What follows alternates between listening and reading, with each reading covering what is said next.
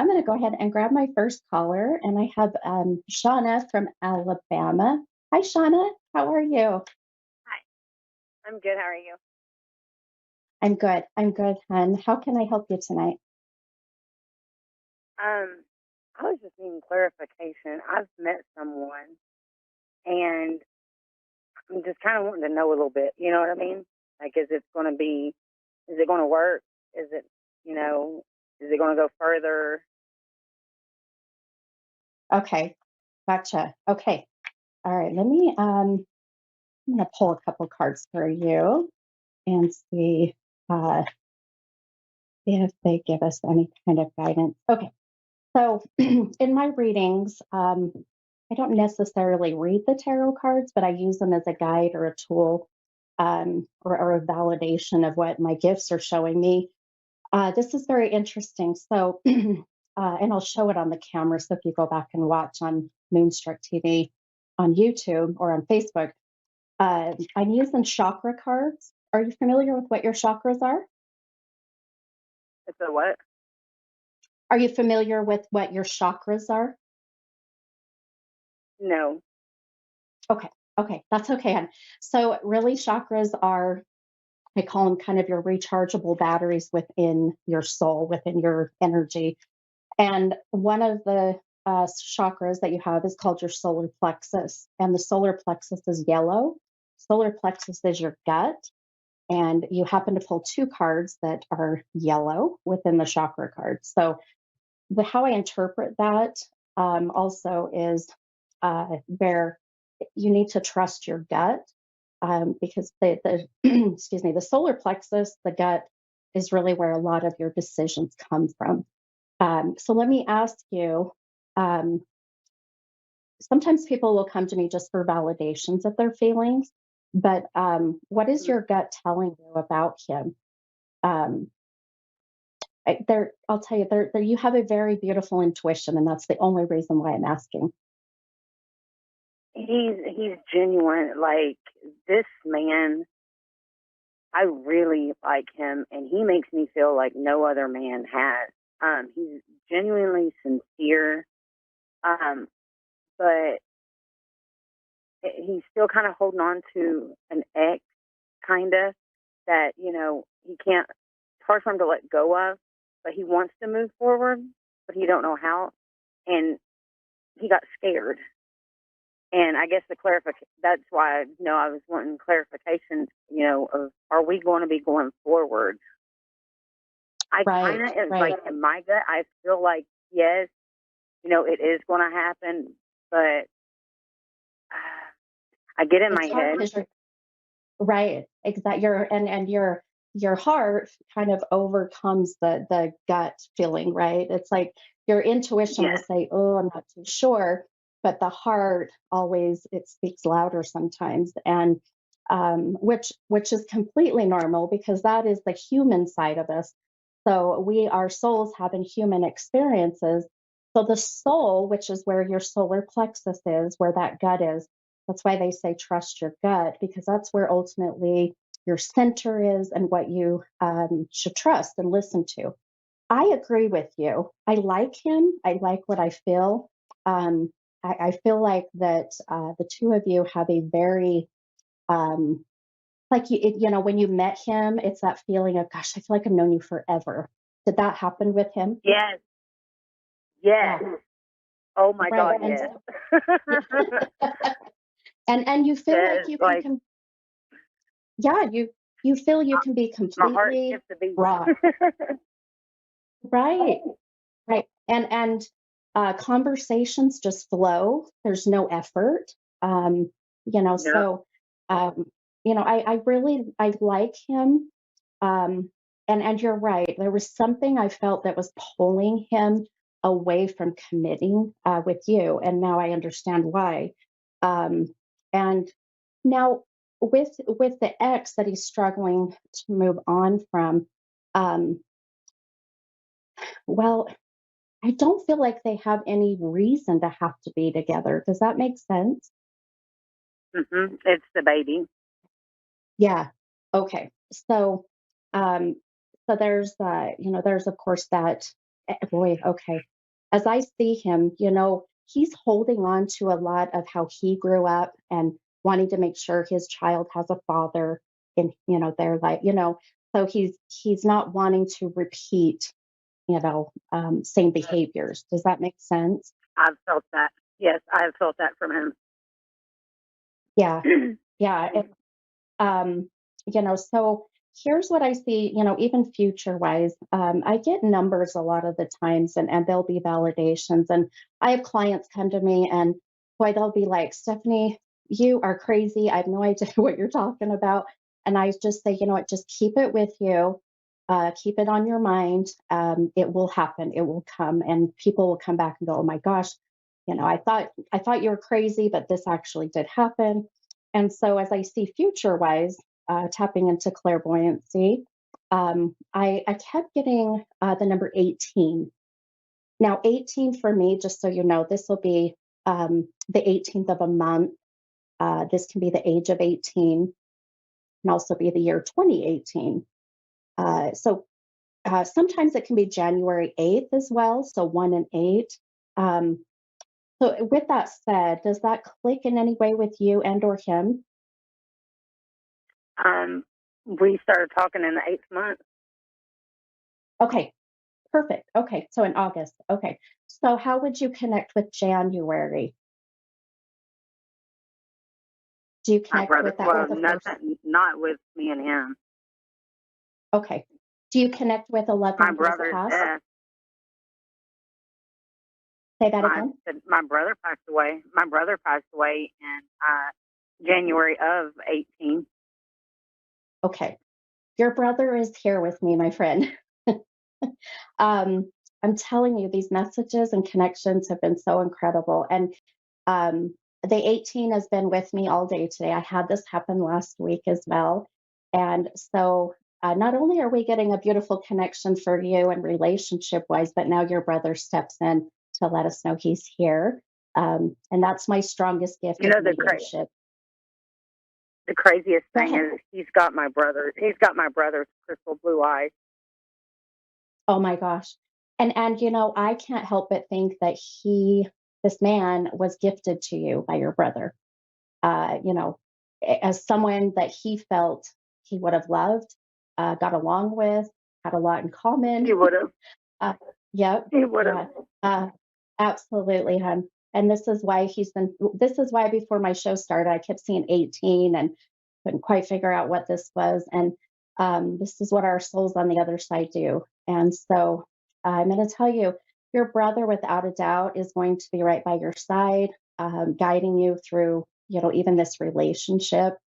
I can feel him here within my presence. And one of the things I feel most important that he's wanting to protect you because I just heard him say, "My sister falls hard." So you must be one that falls hard. He I said, "You just, do. Oh my God, I yeah, do. yeah," and yeah, he says that you have And this he says guy's you have offer gives me everything that I need and I want from a man. He gives me. absolutely, absolutely, and that would be what your brother would do, right? Your brother would make sure you are gifted, a man that is going to be what you want and even need. Um, so here's even future wise for you. I want you to know. Here in about the next 6 weeks. So that's putting us in October. I really feel there's going to be a big shift in your relationship. Now, this is what's interesting. I just thought about this. So I had just mentioned, I don't know if you heard me telling everybody beforehand that right now we're in Mercury retrograde, meaning the planet Mercury went in hiding. So energy is very intense right now. A lot of people are struggling emotionally, mentally, physically, spiritually. But those lessons are karmic lessons. They're good karma or bad karma, and they're taught to really help us. And so right now, I want you to just take a deep breath and just trust the universe or God, whoever you feel your higher power, to make sure that this next 9 days, because we have till the 15th when that energy kind of gets better, if you will. Then the new moon on the 14th, the new moon is that time to manifest what you want to have happen in your life. So, right about that time, about the 14th, but I would also say wait till after the 15th. So, around about the 16th, 17th of this month will be a good time to really express how you feel for him. And I feel like you have, but I also Yes. feel there's been, yeah, I feel there's been a little bit of reservation too about sharing with him. But that's okay when you're ready, and even when he's ready. So right about October, my friend, I would say just be prepared for this shift, really to open up that door of okay, are we making this work, or are we going to just say, it was a karmic lesson and go on our own way? Um, because I don't want to see you. Um, I don't want to see you put a lot of time and energy into something that could possibly not work out. Now, but what I love, even with your brother coming through, is boy, he's going to make and do everything in his power to make this work. So I feel good about it. I just say it's going to take some time. So Okay. yeah, just around that October time. Whose birthday's in October or a celebration? Mm, Or who loves Halloween? I love Halloween. My brother likes Halloween. Oh, okay. Oh, perfect. Okay. Your brother's shown me this huge celebration and connected with October. So very much I feel that, just him validating that this is him. But I hope hopefully this helped you, my friend. And I feel like, just give it some time, and really, Okay. watch for those beautiful signs from your brother because he'll be right there, guiding and protecting you. Okay. All right. Thank you so much. Okay, my friend, you're welcome. And if you happen to still be up, I know you're in Alabama. I'm not sure what time you are there. Is it Eastern? What time is it right now? We 7:19. Oh, okay. So you're just an hour ahead of me. I'm in Utah.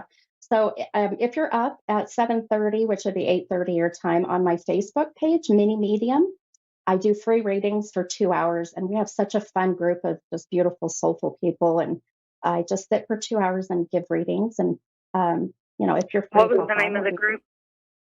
It's just like my show, hon, Mini Medium. Mini Medium. Uh huh. Yep. I'm 5 feet tall. My Awesome. husband named me. Thank you so much. Uh, oh my gosh. You're so welcome, my friend. Have a beautiful night. Thanks for calling. You too. Be blessed. Okay. All right. You as well, hon. Bye bye. Okay. All right. Wonderful. These connections are wonderful, beautiful, amazing. And now I have my second caller. This is Meg from San Diego. Hi, Meg. Hi, how are you? I'm doing good. Good, good. How are you, hon? I'm good. I'm extremely excited to connect with you. I've been listening to you since you started, and I think you're amazing. Oh my gosh. Well, thank you. Thank you so much. That Yeah, means so much to me. Thank you. I love it. Well, I'm glad we got connected together. Um, yeah. tell me what I can do for you. Well, let's see. Connect with a loved one, and then my spiritual development right now. Okay. Okay. I love it. Okay.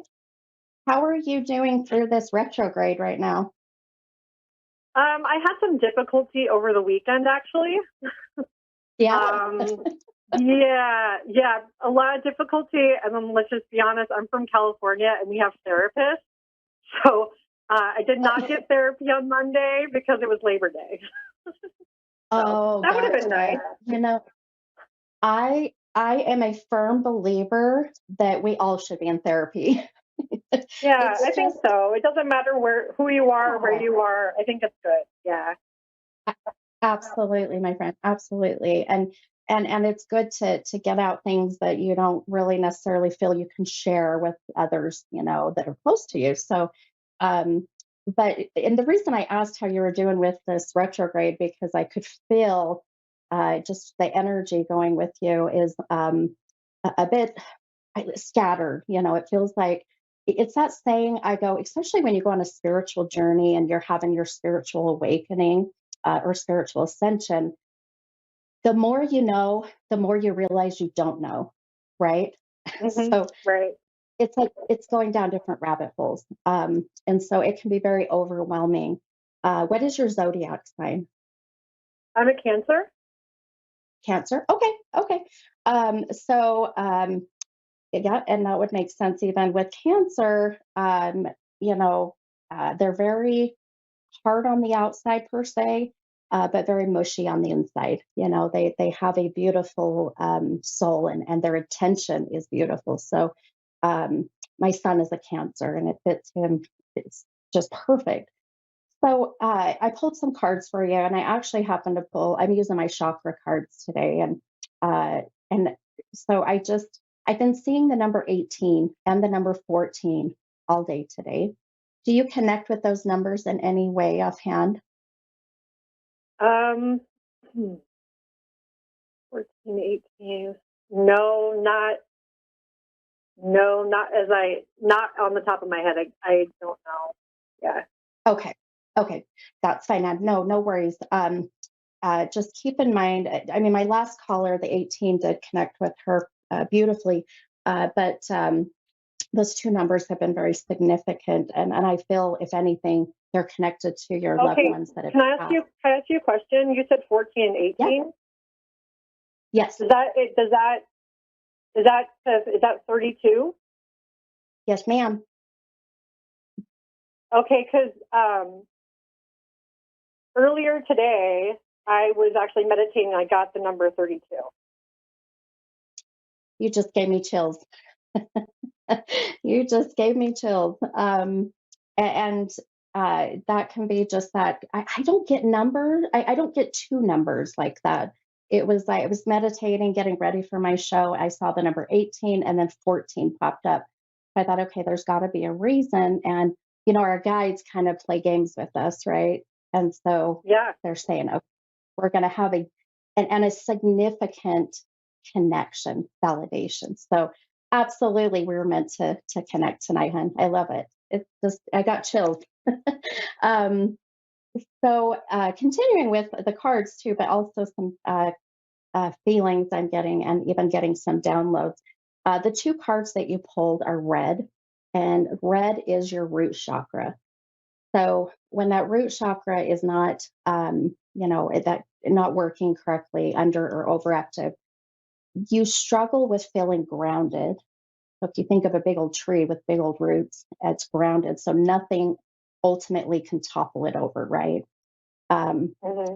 so right now, I say do some grounding. Go outside, take your shoes off, socks off, put your feet in the grass, go to a lake, a river, get yourself connected to Gaia or Mother Earth.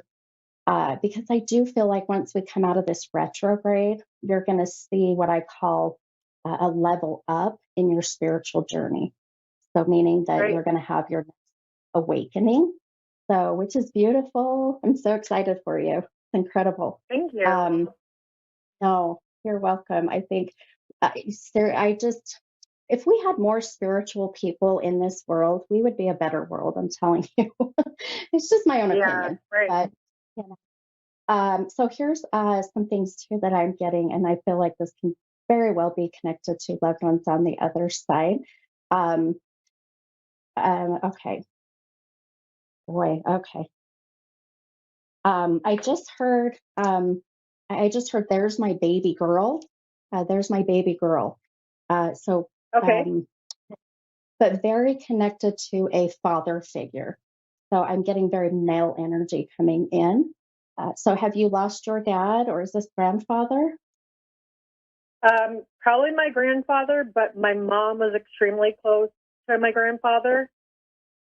Ah, okay, okay. When I hear baby girl, it's a lot of the time it's because you're the only girl or you're the youngest. Does that I'm the fit with youngest. you? Yep. I'm the youngest. Yeah. Perfect. Okay, beautiful. Okay. Um, and mom has passed, right? You said mom has passed? Yes. Yes. Okay. I'm looking at her Um, picture right now. oh, beautiful.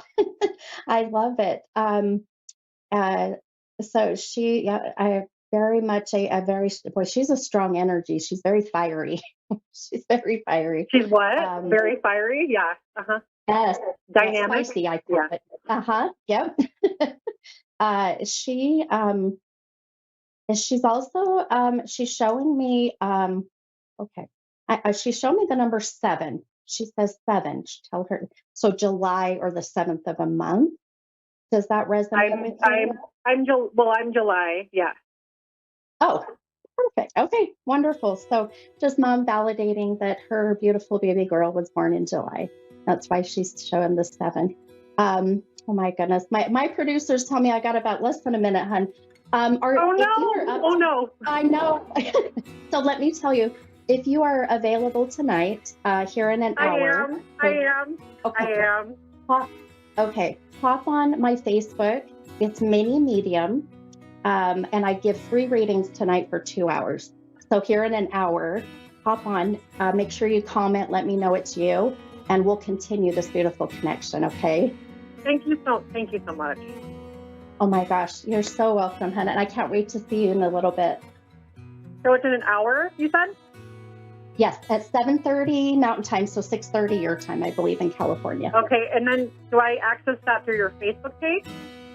Yes, go to Facebook, go to Mini Medium, you'll see me, and the event's on there. Hop on and comment, and we'll continue this beautiful connection. I look forward to it, and you will hear from me because I'll have an exclamation point when I'm talking. I'll watch for you. Okay, and thank you for calling. I'll see you soon. Okay, I'll see you in an hour. Okay, hon. All right. Bye-bye. All right, guys. Oh, I had to wrap up. It's such a beautiful show tonight. Amazing connections as always. I'll see you next week. Bye, guys.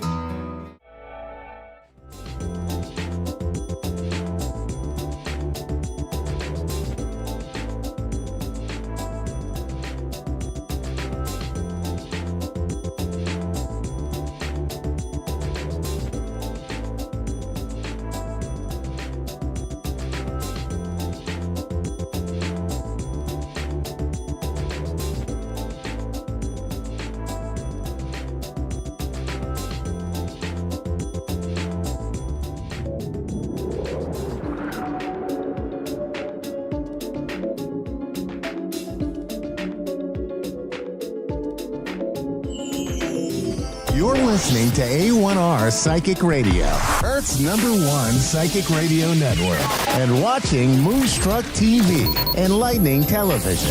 Welcome. Time for the Wendy McCallum Show with Wendy McCallum. Wendy McCallum. Live from divineintuition.co.uk. Connect direct. In North America, dial 888-454-2751. In London, 20-3519-2158. In Sydney, dial 02-8488-3147. Or online, contact us through our Facebook page, facebook.com/psychic radio. Or one of our websites, askoneradio.com or moonstruck.tv. This is the Wendy McCallum Show On A1R, the Ask One Radio Network.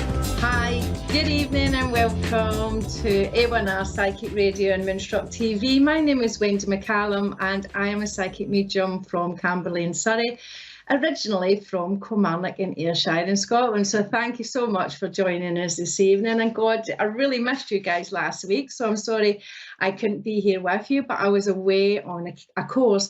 As psychic mediums, intuitive, sensitives, we just love a course. We just love expanding our knowledge and learning more and more. So this is what I was doing last week. I've got a certificate. So I was away doing an angelic crystal sound synthesis course. So that was ever so exciting, but I will speak to you about that another week. Yeah. So tonight I wanted to speak to you all about psychic self-defense, or our protecting our energy and our energy field. Now, A few weeks ago, I opened a TikTok account, which is Wendy McCallum Medium. You can find me on there. And the reason that I done it is there's so much nonsense out there all over social media saying scary things about things. And I wanted really to start dispelling a few fears and a few myths that these, I would like to say, irresponsible people are conjuring up. Okay, so when I go on TikTok, I found that people were brandishing words about like psychic attack, entity attachments, energy vampires. It's like, oh my goodness, these things sound so scary. Yeah, so like entity attachment, that is just like a massive thing, yeah. And they were sitting there on the screen with something like this, like a crystal going, I send you healing, I send you healing, I'm sending you the healing. Can you feel the healing? I'm removing entity attachments. Utter nonsense, people, utter nonsense. That's not how anything's done. Okay, let me start explaining some things to you. So, what is psychic attack? Psychic attack is basically when people are talking about you behind your back, saying not so nice things, being a little bit nasty, sending you bad vibes, or, you know, trying to trash your reputation, you know, if you're a professional person, things like that. That's what psychic attack is. Nothing bad will ever happen to you through people bad-mouthing you. I mean, what happened years ago, you just used to ignore them or you would confront them about it, you know, and now that I think what's happening is people have, these youngsters or these kids are getting little bits of knowledge, yeah, and taking it and blowing it out of proportion and pretending that they know what they're talking about. And it really frustrates me. Energy vampires, don't like these words, to be perfectly honest with you, really don't like them. But an energy vampire is just basically somebody that is a little bit needy, okay? It could be somebody that's really struggling, that might be a little bit depressed, that just needs a little bit of support, you know, from people. So, for example, when people come to me for a reading, they may have lost a loved one, so they may be grieving, so they're needing that support. And it just kind of means energetically they take from you. And that is what an energy vampire is. You know, why this big scary word, yeah? That's all it is. It's just like somebody that needs your help, that needs a little bit of support, that maybe oversteps a mark a little bit now and again. Do you know what I mean? By just phoning you all the time or whatever, because they're sad and they're low, okay? Entity attachment, okay? That is a thing. Obviously, it's a thing, but it is a very, very, very rare occurrence, you know, and people are brandishing that about, you know, I'm taking and removing entity attachments from you. That's utter nonsense. That's not how you remove an entity attachment. Now, I've been working as a professional medium for over 15 years. I've trained for many years prior to working professionally. And in my span of doing this, which is probably over 25 years, I've come across 2 attachments. Now, one of these, I don't even know if it was an entity. I think it was just negative energy, which portrays itself as negative energy. It's a negative attachment, you know, and it just might be that you've been going through a very difficult time and you're carrying all this negativity with you, yeah, and other people pick up on it. Okay, now an entity attachment, basically, as I say, it's very, very unusual. And really, you wouldn't even know that you had an entity attachment, because an entity attachment normally attaches to somebody who is really low, has their mental health has really suffered. They might be schizophrenic, they might be suffering with severe depression, severe mental health problems, okay, over a long period of time, where a negative entity is able to slip in there and attach. Now, that person would be so low that they wouldn't even notice that the personality was changing or anything. So it is extremely unusual. Now, if you are worried or concerned about any of these things in any way, Don't look to TikTok. Don't get me wrong, there is some really good psychics and mediums out there, but always go with somebody reputable. I keep going on. You have churches, you have spiritual centres. If you look, you will find you. But always do your homework and make sure that they're reputable, and go to them for help, and they will explain things to you and they will help you. Now, you always know when people, you go to churches or that, they don't want your money. That's not about what they want. They're putting you before money. But all these people on these social media accounts with over 600,000 followers, they're not interested in you. They're not interested in your health. They're not interested in your well-being.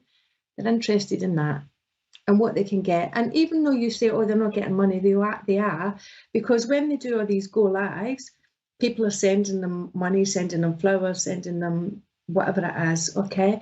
And then what they do is they string people along, so that if you get a private reading with them or a private session with them, they'll say, you need to come back till I remove it again. You need to come back because you need more work. You need to come back. Probably take about 6 sessions. It's nonsense. They're only doing that because they want money at you. So please always go with somebody reputable. And as I say, this is why I've opened my accounts up.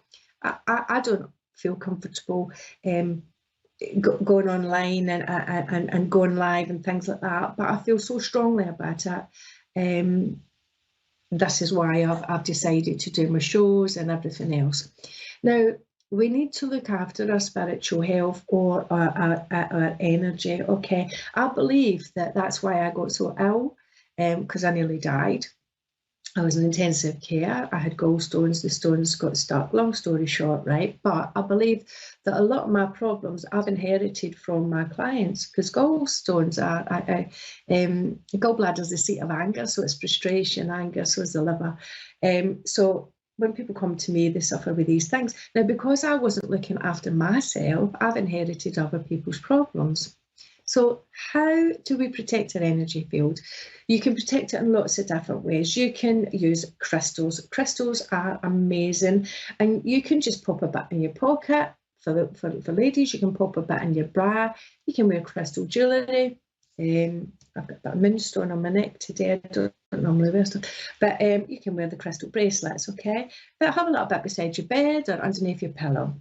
Great stones for protection is black tourmaline. Black tourmaline looks a little bit like coal, and black tourmaline is like an energy mover. It's an intense pick-me-up. It's like wearing a suit of armour. It doesn't allow energy to come in. The crystal itself absorbs negativity and it returns the energy back to the sender. So it shields your home, it pushes out the negative energy back to where it's come from. It's great for empaths. An empath feels other people's feelings. So if somebody comes to me and they're sad or they're anxious, I tend to pick up on that, excuse me, and sometimes even 2 to 3 days, this is before I began to look after my health, I would feel their feelings 2 to 3 days before I would do a read for it. So I'd maybe be up in the middle of the night with palpitations, panic attacks, that kind of thing. But I was inheriting them, they weren't mine. So you need to look after this health. So that's black tourmaline. So it filters, as an empath, it filters out what's yours and what belongs to somebody else, okay? So we've got black obsidian. I love black obsidian. These are all connected to the base chakra, by the way, in case you're wondering. So this absorbs negativity as well. It blocks psychic attack. It helps bring clarity to the mind, clear confusion, stimulates spiritual growth. It helps to dissolve phobias and fear and mental blocks. And it helps you to find courage to face your inner truth. Now, a lot of people call this the gatekeeper.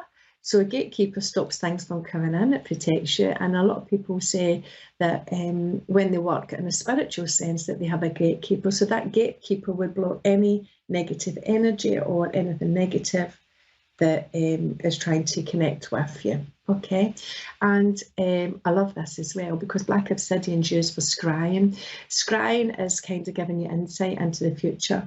I don't have it here with me, but I've got a black scrying mirror. So basically what you do is you look into the mirror and then you might see things in the mirror. So you might see faces and things like that. It's really lovely, quite exciting. So another thing, another stone that's really, really good is shungite. Shungite's carbon rich. It helps to reduce inflammation. It protects you from EMFs, which is electromagnetic frequencies. So basically, as well as that, I forgot to mention earlier, as we go through the day and we connect with people and we talk to people, we're on our phone, we're picking up energy. We're picking up energy of the phone masts, the energy for your computer, your laptop, you're connecting with people. So you're picking up, connecting with their energy. And the other, and it just helps to build strength when you feel weak or vulnerable. It helps to release anger or dispel anger. It helps with fear and worries.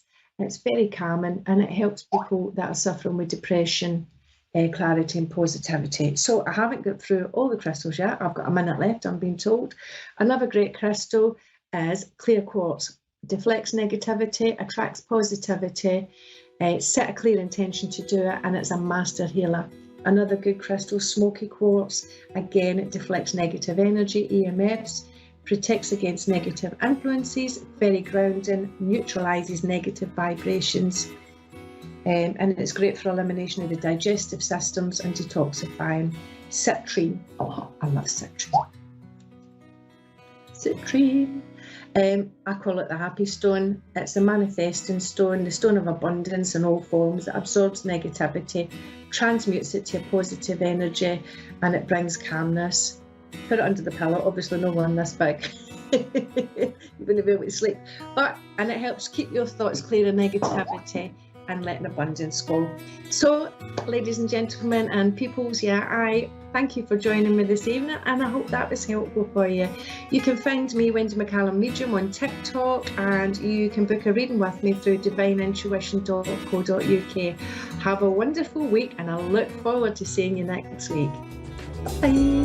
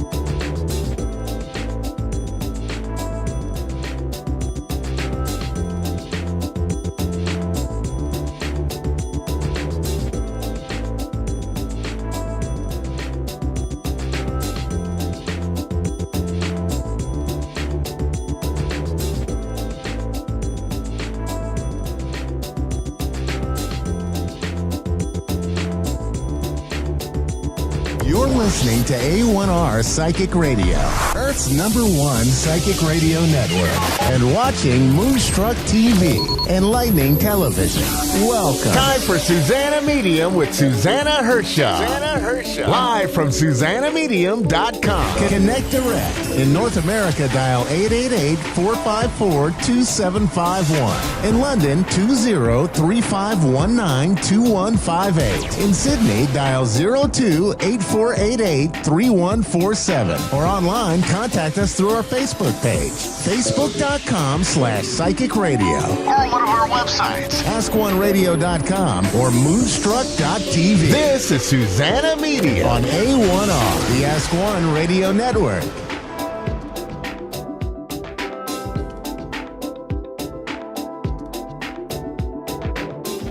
So here we go, my lovely, lovely friends. I'm tuning my guitar here, the air guitar, one of the shows when I'm playing my air guitar and staying alive most certainly. So here we go. Maybe one day I'm going to play you that song. It cannot be that difficult. I cannot play on my guitar. So here we go. I hope you are all very well. And yes, that song is now stuck in my head. And I hope it's stuck in your head as well, my lovely listeners, viewers. Staying alive, taking every day most certainly as it comes. So I hope you are all very well, doing your best and taking really every day as it comes and making the difference. So if you were here last week, your little homework was to write a list and write a list of everything what you are creating for yourself using the alphabet. If you remember, writing the alphabet down, A, B, C, and so on, and each morning writing the very first thing down what comes to you using that letter. So I hope you have found some resolution maybe to your questions, or have found some answers, or something has opened up for you during that exercise. So here we go. If this is the first time you are here, I'm your show host, Susanna Medium, and you can find me everywhere like Susanna Medium. And if you feel that some of the social media pages on my platform are quieter, just hang on there, go there and follow and like and share the conversations. YouTube, everything is there. And then if you are interested in all my previous conversations and talks and readings and inspirational conversation and the guest shows and my interviews here on the A1R Radio Network, A1R Psychic Radio, come to the YouTube page and you can just find the title Susanna Medium and everything is going to be there. So yes, this is my episode 102. Is it 102? I think yes, it is. So quite a lot to listen and watch and so on and so on. But then if you have all watched everything, then you can still go and watch and listen to all the other presenters, because the amount of talent, what we have here on this network and the types of conversations and the inspiration and the insights is quite something.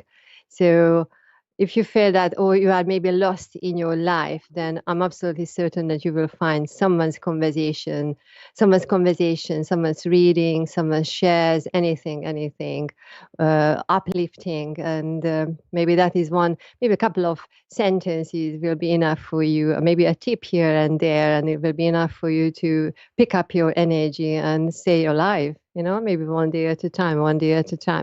So this is, our energies are changing. Another time I'll talk to you more about that. But today I'd like to talk to our caller, Emily, in Atlanta, Georgia. So Emily, thanks for being here. How are you? I'm very well. How are you? I'm very well. Thank you. Lovely. It's good to hear you, and very, very clearly. So A1R Radio, thanks very much. So Emily, how can I help you? Just a general reading today would be wonderful.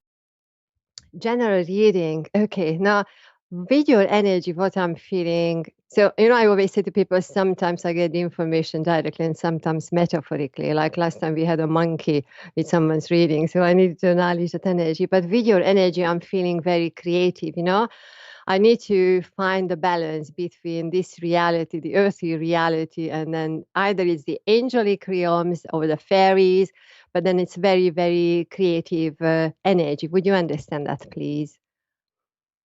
Yes. Yes, you do. Lovely, lovely. Thank you. And then it's not that you are working on finding the balance because you have already established the balance.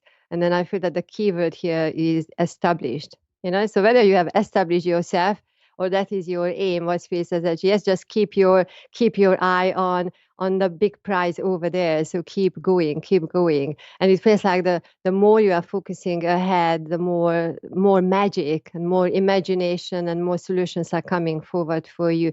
Now, would you understand that you're working with your grandfather, one of your grandfather's energy, please? I'm sorry, can you say that one more time? Yes. Would you understand that you are working with one of your grandfather's energies? I'm working with one of my grandfather's energies. Yes, yes. And then I'm listening to how I am birding. So it's not that I have a grandfather here for you. We will talk about his energy as well. But I feel that you are working.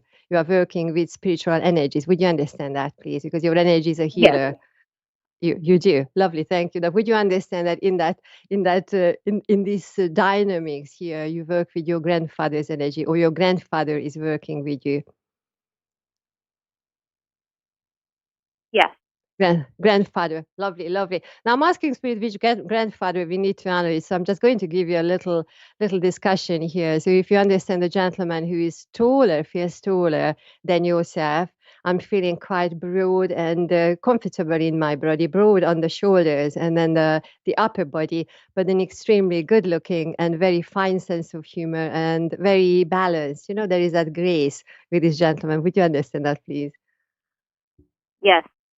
You do. Lovely, lovely. Thank you. And I actually, while I was waiting for your reply, I needed to sit up because he's sorting my sitting up out. Like sitting, how you sit, how you hold your body, and then that goes to you as well. Now, would you understand somebody in the family who enjoyed or still enjoys ballet and even being able to do, the various ballet movements? So the ballet is important. Ballet and ballet music is around us. My grandmother enjoyed ballet.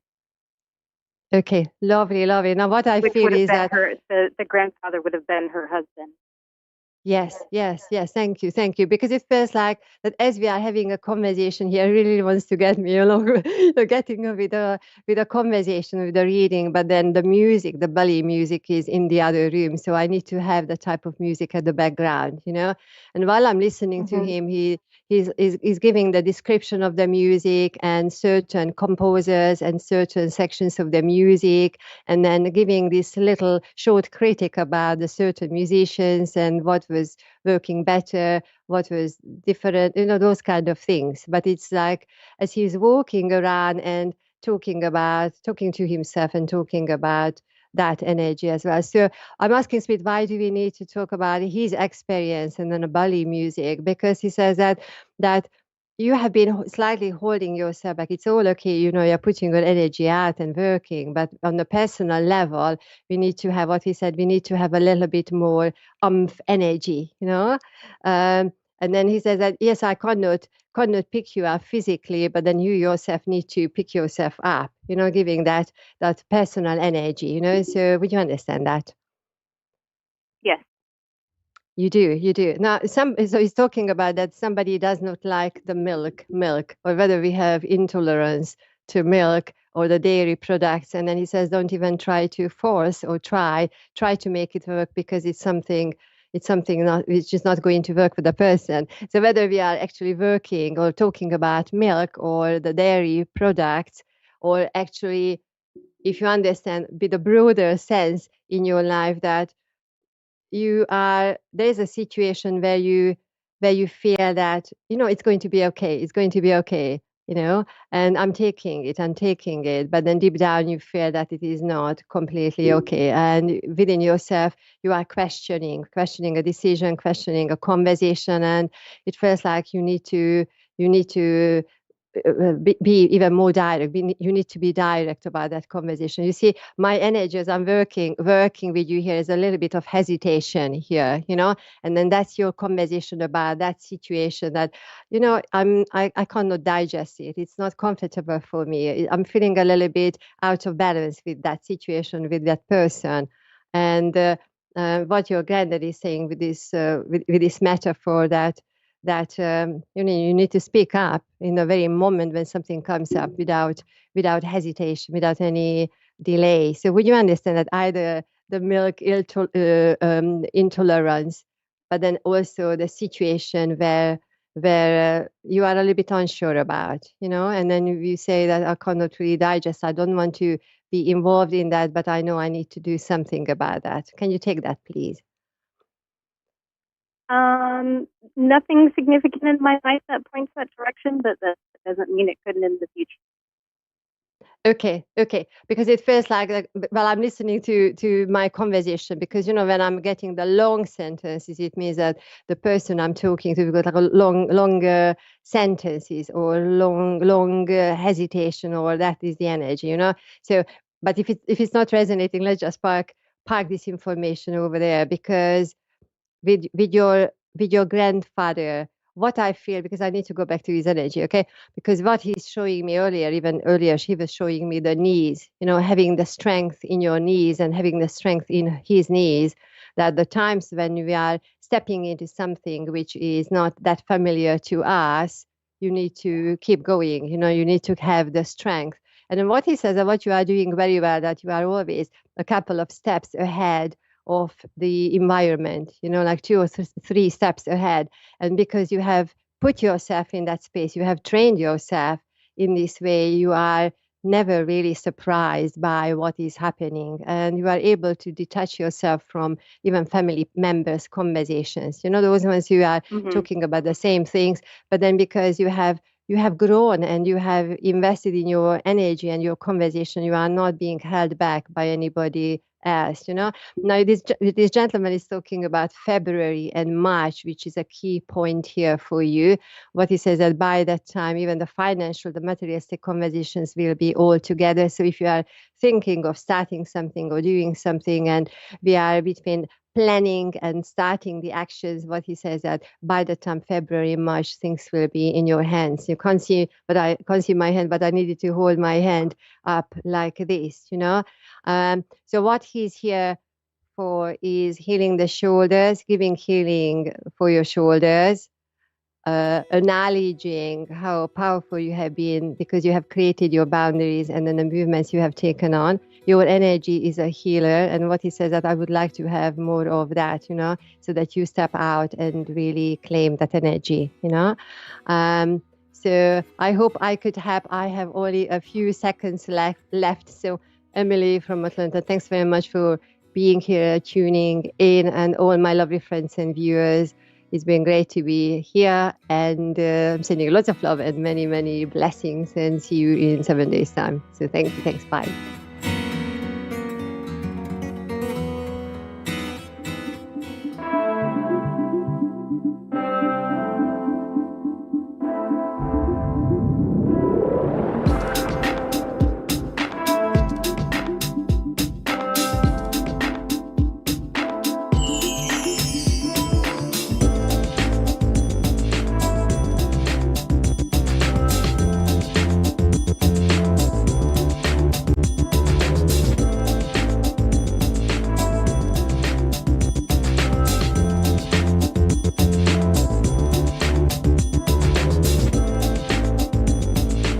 Listening to A1R Psychic Radio, Earth's #1 psychic radio network, and watching Moonstruck TV, enlightening television. Welcome. Time for Maria Leggett's Medium Show with Maria Leggett. Live from MariaLeggett.com. Connect direct. In North America, dial 888-454-2751. In London, 20-3519-2158. In Sydney, dial 02-8488-3147. Or online, contact us through our Facebook page, facebook.com/psychic radio. Or one of our websites, askoneradio.com or moonstruck.tv. This is Maria Leggett's Medium Show on A1R, the Ask One Radio Network. Good evening, everyone. My name is Reverend Maria Leggett, and I'm coming to you from Dayton, Ohio, and I am super excited to be on here, as I am every Wednesday.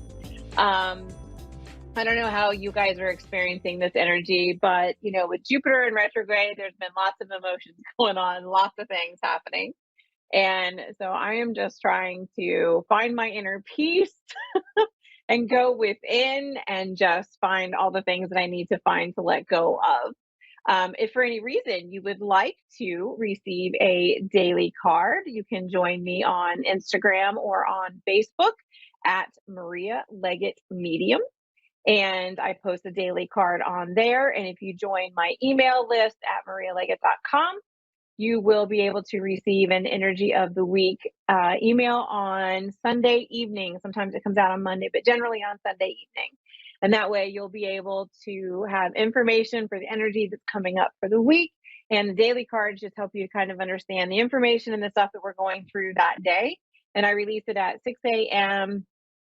Eastern. And so whatever time zone you're in, that's when you'll be able to access that information.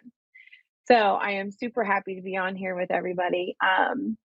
On my website today, I did a private reading that wasn't listed on my site, and I had a lot of fun doing it. It was an Akashic record reading, and it's one of those things that Spirit has asked me to start doing and to start working on, and it's something that I know I'm going to start working with. So watch my website. Go to marialeggett.com, MariaLeggett, and click on Book with Me, and you'll be able to see how you can schedule a reading. And I'm going to have the Akashic record reading up there, and it's going to be a 45 or 60-minute reading. I'm not sure, whatever Spirit wants me to do. So I cannot wait to start doing those. I had such an amazing experience tonight doing these Akashic record readings. And, you know, there's so much information for us listed up in the Akashic records. It is a beautiful place for us. You know, we carry our energy with us every moment of every day. So no matter where we go, no matter what we do, we are carrying our Akashic records with us. And it doesn't matter if it is this lifetime, if it is a prior lifetime, or a lifetime that is yet to come. And so those records are available to us at any point in time. And I can't wait to be able to work with everybody on that. So, all right, we have a caller, Lawrence in Tampa. Hello, Lawrence. How are you this evening? Hello, good, thank you. What can I do for you this evening? So, it's my first time with you, so I don't know exactly how this works. I have a question about my relationship with my husband, because I have the feeling that he's cheating on me, but I don't have really any proof, any say no, so I would like to know more a little bit about that. Okay, so this is a relationship with your partner or your husband? Yes, my husband. Okay. Okay. All right, Lawrence, no problem. So I'm going to say my prayer and we'll hop right into it. You ready? Yeah. Here we go. Mother, Father, God, thank you very much for this moment in time. Thank you for allowing me to be of service to Lawrence today. As we open the door to communication with the great I Am presence, we know that all words spoken will be with your wisdom, truth, love, and understanding in the highest.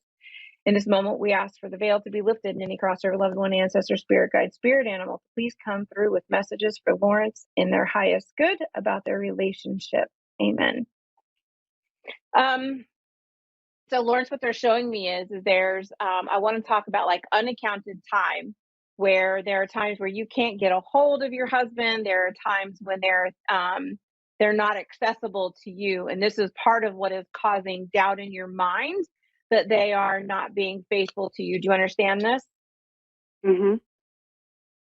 And what Spirit is showing me is that you question, and they're showing me that there's also some dissension or discomfort in the relationship. And it's not just about trust. It's like there's just an uncomfortableness between the two of us. I'm not happy with some things. They're not happy with some things. And Spirit is showing this to me as though anything can be worked through, but we have to be willing to sit down and be open and honest with the person about how we're feeling, even if they're not going to be open and honest, because at least you know that you came from it a very honest point of being able to sit with them and say, hey, listen, I'm feeling this way and this is what's happening. And you can be vulnerable in those places. But Spirit is showing it to me as though you're afraid to be vulnerable because you've been hurt before. And some of that hurt from previous relationships have carried into this. Do you understand this? Yes, I understand that. And so Spirit wants you to begin working on healing the trauma from your prior relationships, because that's going to be able to help you to show up more comfortable in this relationship. Mm-hmm. And Spirit is showing it to me as though what you're working through now with your spouse, there's nothing that you cannot get through, but that you both have to be willing to address these issues head on. And the easiest way to do is for you to recognize that there are times when you are feeling anxiety in your chest over, I don't know where they're at, I don't know what they're doing, because your mind immediately is going back to, this is what this other person did to me, and now I don't trust them. Does that make sense? Yes, but we are sitting down and we spoke about that, but I really have this feeling that he's cheating on me. I know I have somebody in my mind, but he keeps saying no. It's just a friend that he needs to speak with her. So I don't know. Yeah, and so this is, the beauty of Spirit is we each and every one have our own intuition. We know things just because we know them, and we don't always know why we know them. And so when this is happening, this is Spirit's way of talking to you. So if you already have this suspicion, then you may want to start asking those questions, because it's more important for you to trust yourself in what's happening with you. And I can see certain things and I can tell you certain things, but there's free will. And so, and by free will, I mean, you can say that, okay, he's not, but if he is, then that's his free will. And so at this point, you have to be able to trust what you're feeling and say, okay, we need to get this out in the open. And then you need to decide, do I want to work on this? Is this something that I want to do, continue going forward? And the only way that you can do that is to have that conversation, especially since you said you've already had that conversation. Now you can go through the process of confirming, yes, this is happening.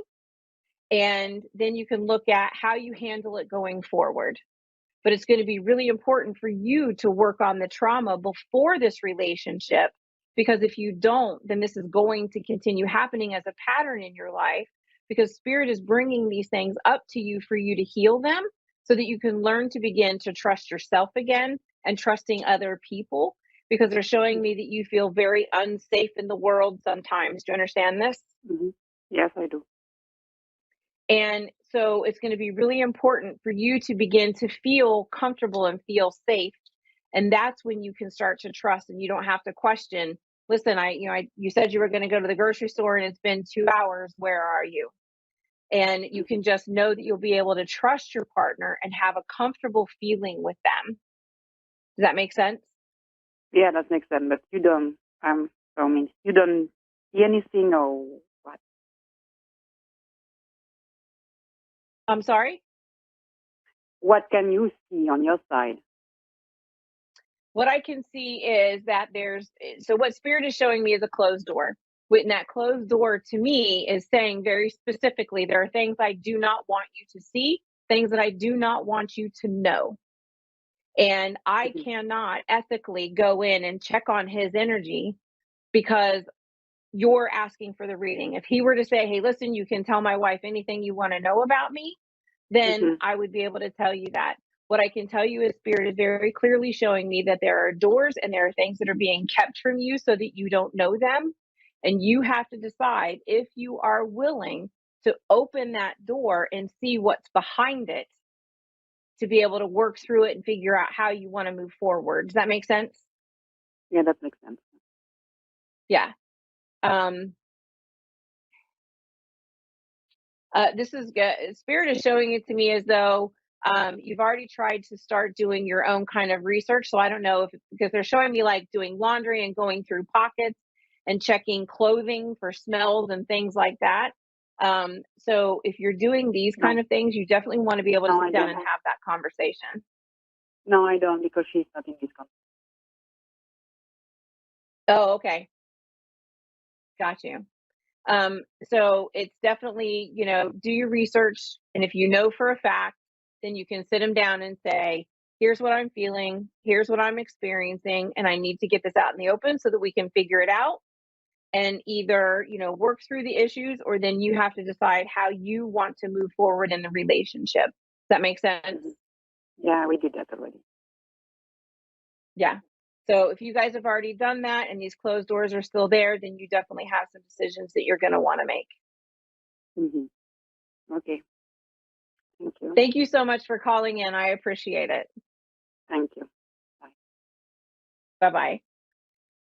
Oh, I am so happy to have had all of you on here this evening. I am grateful for the show, grateful to be able to be with each of you. If you like Oracle cards, you can head over to my online temple, which is Temple of the Sacred Circle. And in there, I am selling my online, it's a downloadable chakra card set. And so we have all 7 chakras, and then we have 7 that are all 7 chakras together. So there are 49 cards. It's a beautiful downloadable file, and it's only $10 US. So you can download this, print it, and then I show you exactly how you can laminate it, and you'll be able to pull these cards for yourself every single day. This is going to help you be able to recognize, what chakra do I need to work on? What information is important for me to know today, so that you can begin stepping into working with your own spirit team. And if you would like, on this same site, templeofthesacredcircle.org, I have a free Practice Your Intuition course that you can do with me. It's a live coaching session. It is on the first Tuesday of every month. And then we have a mediumship development circle. It's called Developing Your Intuition, on the second Tuesday of every month.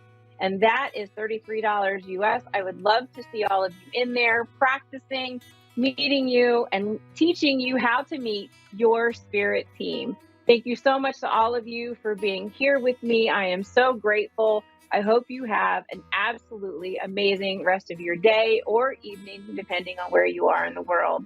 Namaste. Have a good one.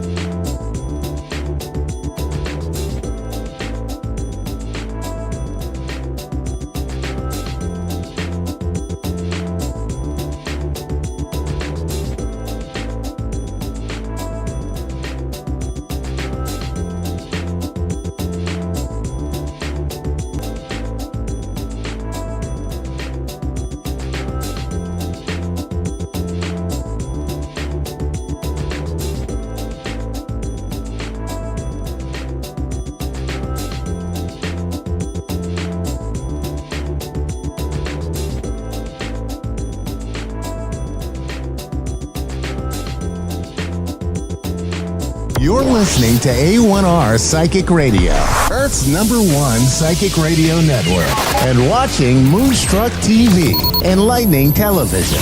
Welcome. Time for Energy, Healing, and Spirit Talk with Tammy Petricelli.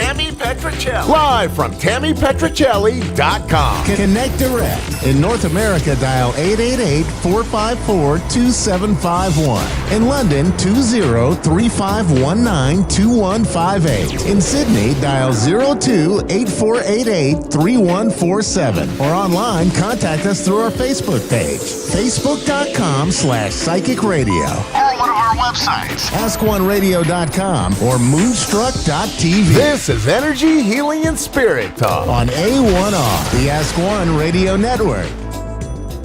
Hello, happy Tuesday afternoon. Well, it's Tuesday afternoon where I am in Newark, Delaware.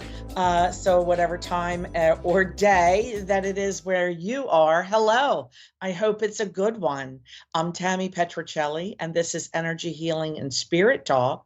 And how are we doing? We are getting into that last week or so, 10 days, maybe a little longer, last 2 weeks of Mercury in retrograde. So I hope it's you're keeping yourself together and watching how you speak. I'm being much more careful in my vernacular choices. But hey, tomorrow night is Spirit Circle. We meet on Zoom. It is 7:30 Eastern Standard Time till 9 p.m. Eastern Standard Time. So if that's something you may be interested, you can check me out at Tammy D. Petricelli Medium Facebook or Pike Creek Reiki and Healing Arts Center Facebook for more information on how to register for Spirit Circle. This is where mediums come in and practice their mediumship. Psychics come in, they help to practice their psychic gifts. I kind of lead people, so they, kind of push them to excel and enjoy their gifts. And some people come in just to get readings. So it's only $15 if it's something you think you'd be interested in. You can check that out. Or you can always contact me through text or phone call at 302-530-6682. You can find that name, that number and information at TammyPetricelli.com. So Spirit Circle is held second Wednesday of every month, and everyone is invited to attend, even if you're just curious and you want to watch, okay? So we just started our mentorship program again for the fall. It started past Monday, and it's not too late to join, and you can also find that information on the website and both of those Facebook groups. If you think you would like to explore your psychic gifts, we have a private Facebook group. So after classes, they are recorded. They're put there on the Facebook group so that you can watch anything you may have missed, or if you're not in our time zone that it's not maybe great for you, you can pick it up there. So Billy in Alfred, New York. I have not heard of Alfred, New York. Welcome, Billy. Thank you. Billy, do you have a question for me, or would you like me to connect you with a loved one on the other side? How can I help you today? Well, whoever is on the other side that would like to contact me. Okay. I have a male energy coming through on the other side. Actually, two male energies. They're connected. Well, they're definitely connected to you. Is Father on the other side, please? Yes. Okay. And does he have a brother with him, please? My dad? No, but he had a son who passed away when he was 3. Okay, thank you. I was going to say if it's not brother or siblings, it's father and son. Thank you. So you have a father and a brother on the other side. Perfect. These two males are coming in. They're coming in together. Your brother makes me feel that he passed young and that he has Now, remember, on the other side, there's only love and compassion for us. They don't have Right. any attachment to the lower vibrating energies of the human existence, like guilt and blame and jealousy. They don't have any of that. But he does make me feel that he wants to come in and say that kind of apologize for his actions or behaviors. Do you understand that? I do. Thank you. So he just comes in like that, but he makes me feel that on the outside, he gave to most people, he was a fun-loving person. He makes me feel that he liked to laugh a lot. He was a little bit of a jokester, and kind of lived on the edge a little bit. Would you recognize this from your brother, please? I believe so. Okay, thank you. So I'm going to ask Father to come in closer also to me. So Dad passed from an illness. Is that correct? Correct. And he passed younger than he should have. So he didn't live into his Yeah. 80s or 90s. He makes me, did he pass in his 60s? Unfortunately, no. Yeah, did he pass in Yeah. his 60s? Thank you. Thank you. And he talks about how he doesn't show me exactly what, but he says, it beat me down. It beat me down. Would you understand that? That his mental, Yeah, he has cancer. perfect. His mental state towards the end was like, I can't do anything. I have to give in. This is what it is. And he feels Right. that at the end, he just knew that, he was not going to, be long. He wasn't going to beat this. Yeah, he sends that information to me. Mother is still here, correct? Yes. And mother and father were together at the time of his passing? No. Okay, but No. they were they on a good relationship No. with each other? Nope, not at all. They hate No? each other, Okay, but my because mother is in a nursing home now. okay, because he comes in with a very positive energy for her. He comes in with nothing but good feelings for her. So whatever it was that they were not, that caused them to not get along at the end is gone. That is all gone on the other side. So he sees mom in the nursing home and he tells me that they are communicating. So mom has some mental dementia. Yes. Okay, thank you. Because he tells me that they're already communicating. So that they've already made up. So regardless of what she says at many cognizant times, they are already making up. Okay. I believe, yeah. Yeah. They were married young. You understand that, please? They didn't marry. My mom and dad didn't marry, but they both married other people.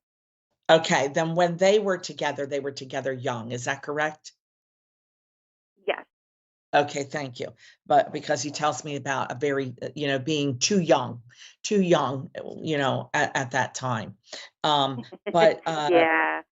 but you know what? He's not a bad person. He's not a bad person in his heart. He has a lot of, he really did, regardless of how the relationship was, in his heart, he really did have good feelings towards her. I feel that their disagreement was basically kind of where you come in. Would you agree that like visitation and how you were raised, they had different opinions? Oh, most definitely. He had a problem drinking, and my mom left him, so he didn't really Okay. have a say in much. I will But when be he honest got with his you. cancer, I go will be ahead. honest with you and tell you that he is not showing me the drinking at this time. He was just showing me that he still did have good feelings towards her, but he just started with we didn't agree on raising how to raise you, or the visitation is basically what I heard first. Yeah. On the visitation. So I can understand that. It believe it or not, my lamp it's been acting up, and it just flashed. So your dad is messing with my lamp over here. I'm going to have to replace it unless my husband can adjust it. So because I turned it off, I thought, and it just flickered, and it hasn't done that unless I'm playing with it. So we'll thank your dad for that. And who is Bob or Robert, please? I don't know about a Bob or This a side. Robert. What? That lamp is flickering. You can't. It's not showing enough. He's Robert either on this side or the other side. It could be someone here. I think it's a man I took care of when I was a home health aide, and I fell in love with him. And when he passed, I quit. And his name was Bob Lucy, and he's definitely watched over me a lot since he's passed away. So that's gotta be who it is. Yes, perfect. He's come in to say hello because I didn't feel it was a relative. So just know that you have all of this support and love from the other side, from the men in your life. They do send all of their love, and tell me that are you also going through another job change, please? Kind of. I've been taking on different roles. Okay, they see that. So they see that and support you. Well, I'm out of time. And Billy, thank you so much for joining me today. I hope this helps you get a little healing for your losses. And I want to thank everybody for watching, whether you're watching this new or recorded. I'll see you same time, same place next week. Actually, I'll be in Lewis next week. So I'll see you from Lewis, Delaware. Mwah. Namaste. Have a wonderful week.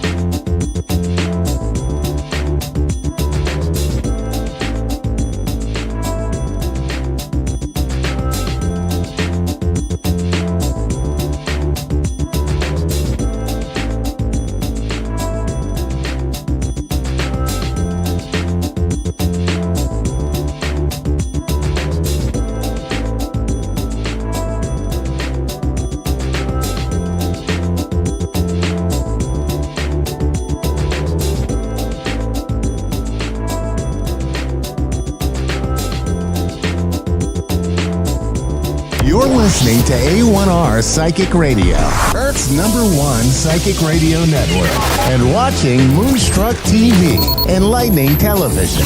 Welcome. Time for New York City Celebrity Psychic with Perry Lyons.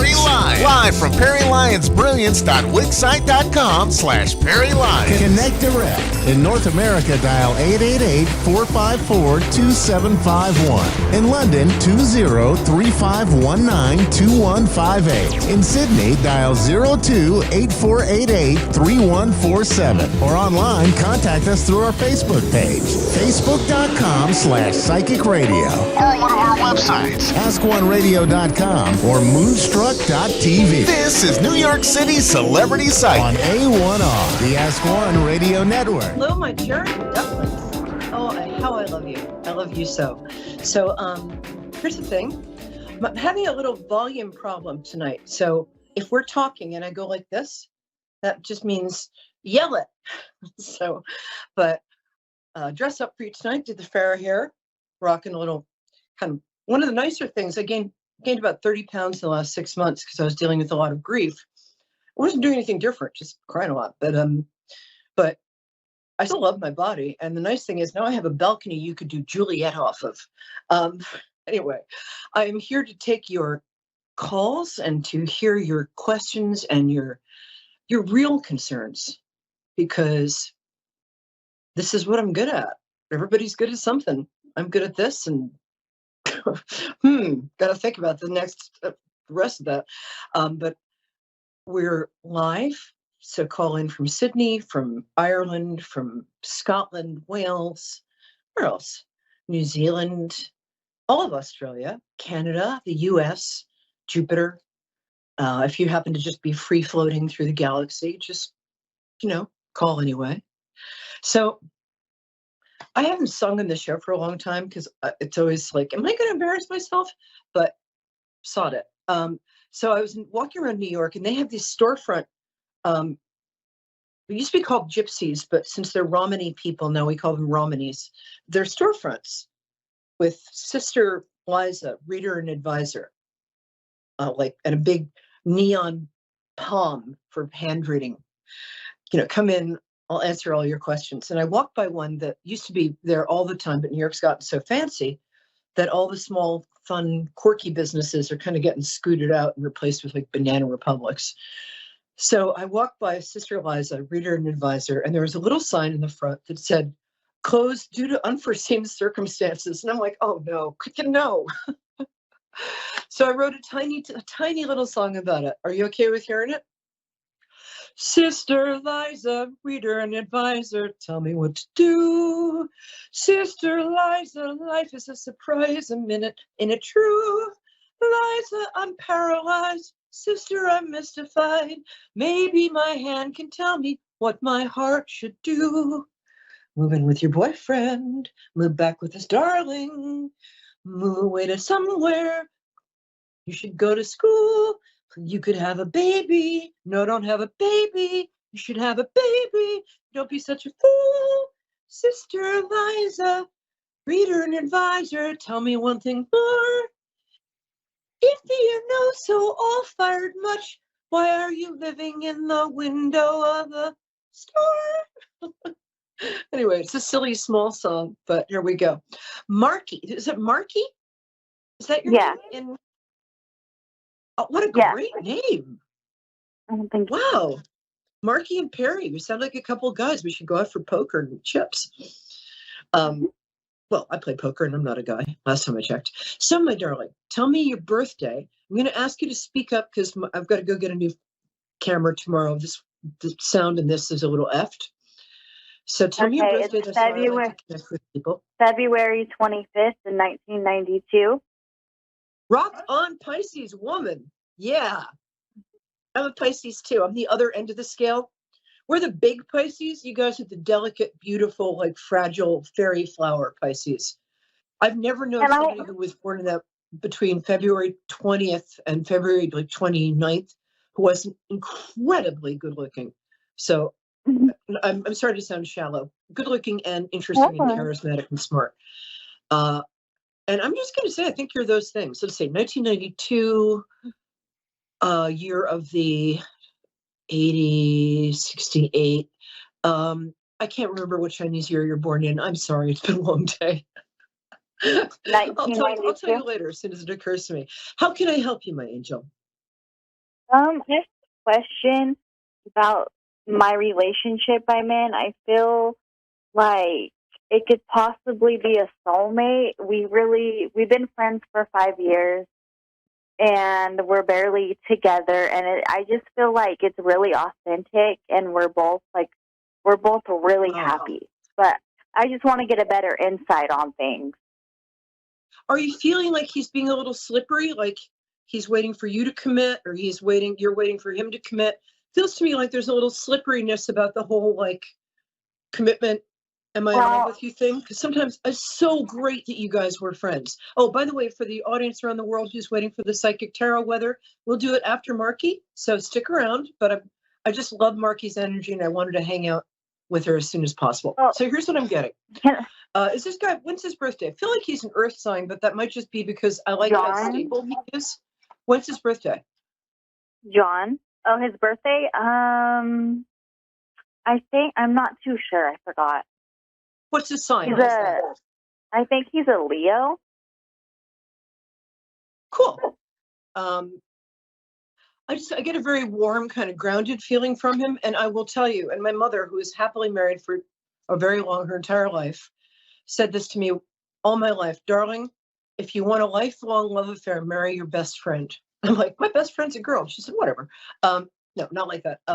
For me, it's like that for a lot of other people. I'm just putting my foot in my mouth all the time these days.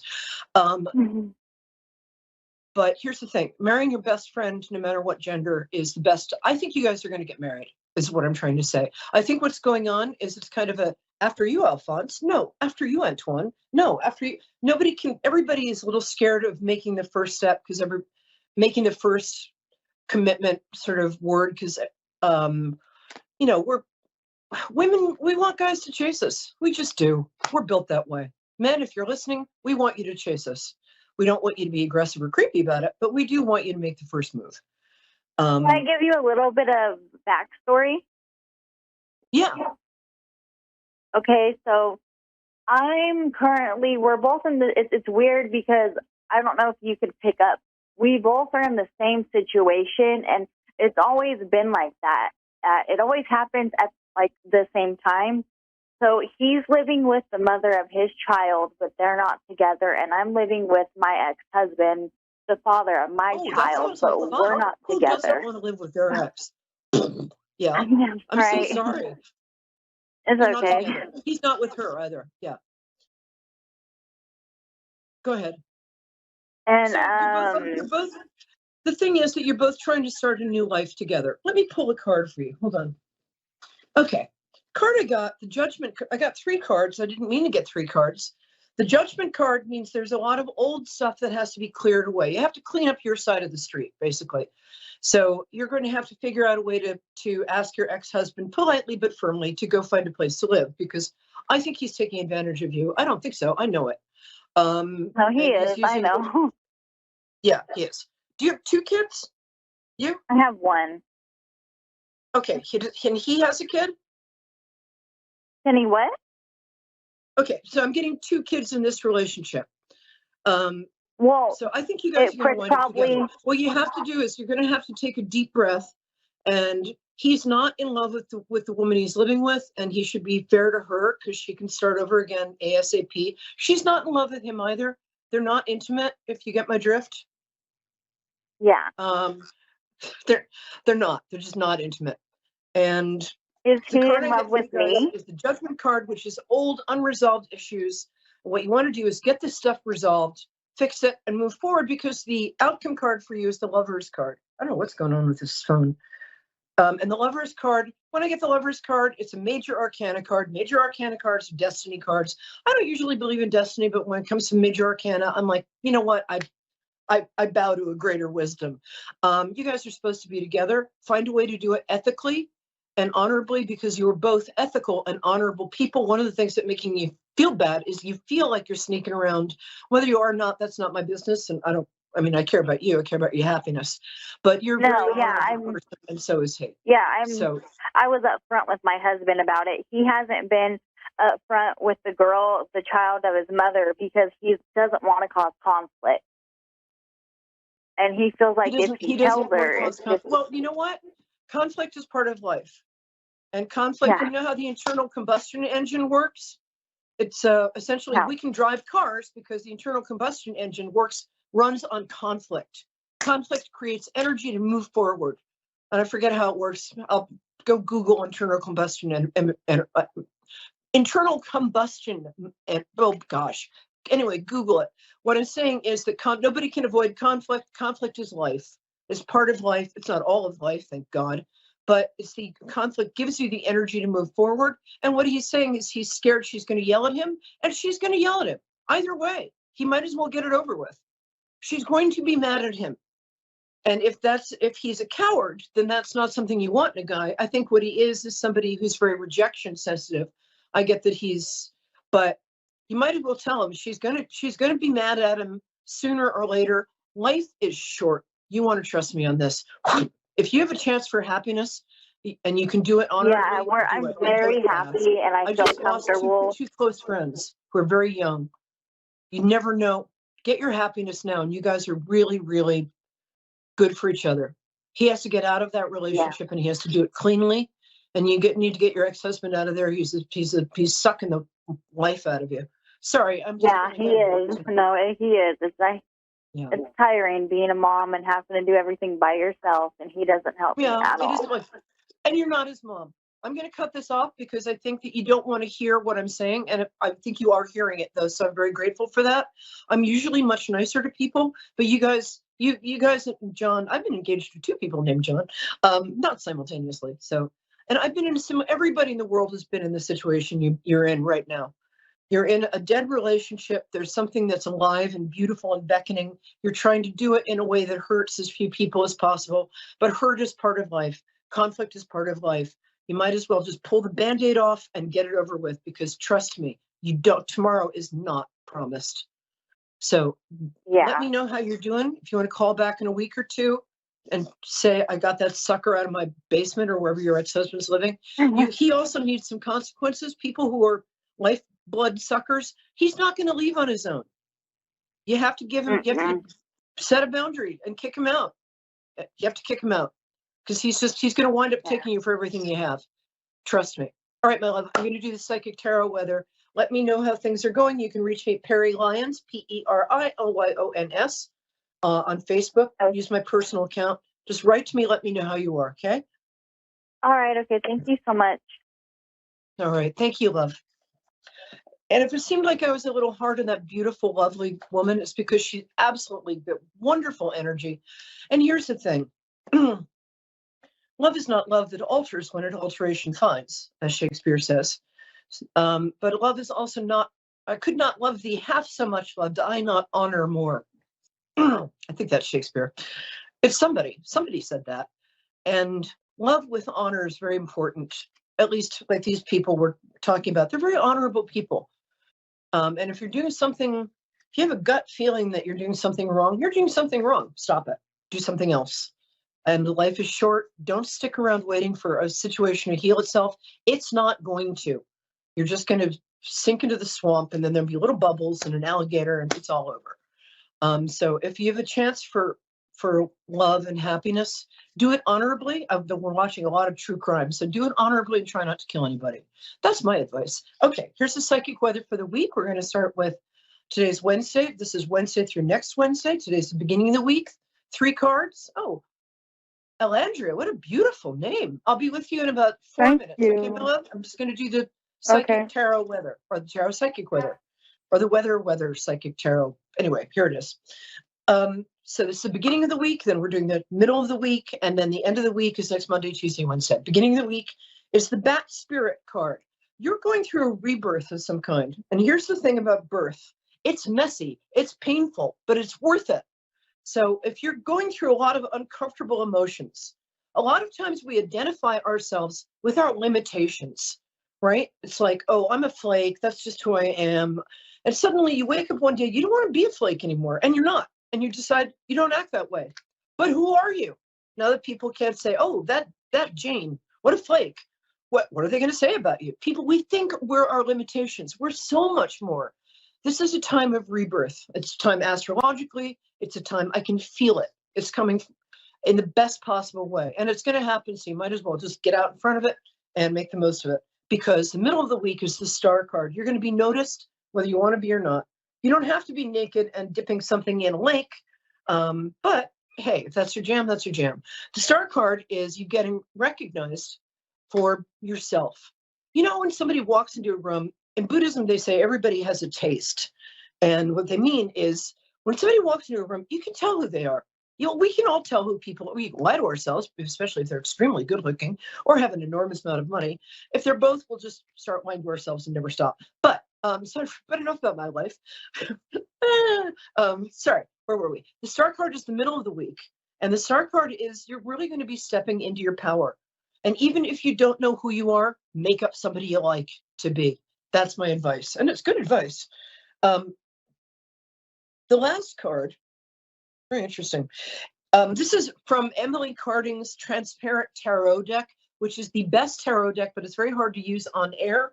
I usually use it with a white backdrop. This is sort of messy, but I'm going to do it that way. Can you see?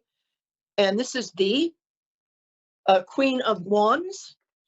And the Queen of Wands is a Leo, Sagittarius, or Aries woman, or somebody who acts like that. She might have, like me, a Leo sun. But so this is probably, if you're a woman or a man or non-binary or gender fluid, this is asking you to call upon your fiery female energy. If you're a man, you can be straight and call upon female energy. I've called upon male energy in my life to get stuff done, quote, male, unquote. There's also probably an Aries, Sagittarius, or Leo woman around you who's going to be great help. I happen to have a ton of great Aries women friends. Shout out to my friend Jennifer in Mexico. So I think there's probably an Aries woman is going to be a great advisor to you, or if you need a little energy, be your most fiery self and take some big risks this week. There we go. Okay. And is my darling Goff, Georgia woman still there? How much time do we have? Oh, darling, I'm so glad you waited. Thank you so much. Tell me your birthday. That's how I connect to people. September 20th, 2002. I'm sorry. I heard something 20. Say the month again. Oh, 12, September. 20. Look at you with your twos. Damn, girl. Okay. September 22nd. September 22nd. No, my producer was wrong. September the 20th. He's never said that before, but he's very handsome, so we'll let this go. So September 20th. Oh, that's a great day. I have so many friends with that day. Not 2022. That would make you 2 years old, and you'd be talking a little differently. So how can I help you, my darling? Well, let me actually tell you how I can help you, because you've got a bunch of stuff in your mind. You're at a big crossroads. Okay, ask me a question. I have been dealing with this guy, so I'm just trying to really figure out, like, is this someone that I'm supposed to be with or not? Because I have a strong love for him, but I'm not sure if I should be putting that time and energy into a person that I'm just not sure about. And I felt like when I started dealing with this person, I started to grow. And then I also just came into like this big old crossroad in my life. So I'm just kind of confused. Let me tell you what I'm getting about this. There's a phrase I use with my clients when somebody is really awesome, but they're not the person. I call them driftwood because they're a sign that the person for you is on his, her, or other way. Is on their way. Here's why I call it driftwood. Back in, we'll say 18th century, which is the 1700s, sailors they didn't have like fancy navigational tools. They had kind of like, well, where's the land? Where's the land? It was here a minute ago.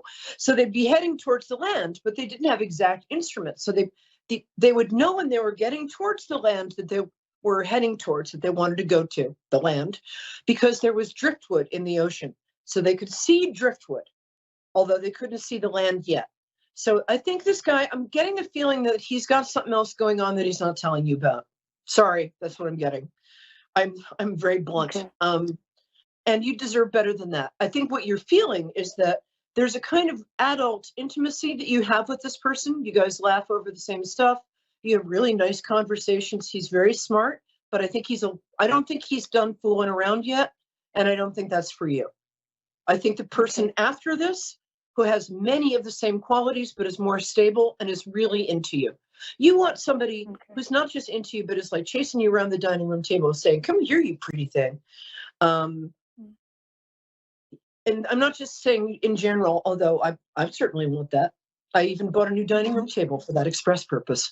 But I am saying that for you specifically, it's good for you to have somebody who's not shy about showing you how he feels. And I don't think he's showing you enough. Yeah, I think that he's got strong feelings for you, but I don't want you to take that as my saying, therefore, you're going to be together. I don't think you are. I don't think there's a lasting thing here. I think the person after this is a lasting thing. And I think what's happened is you've really grown into your most beautiful and best self.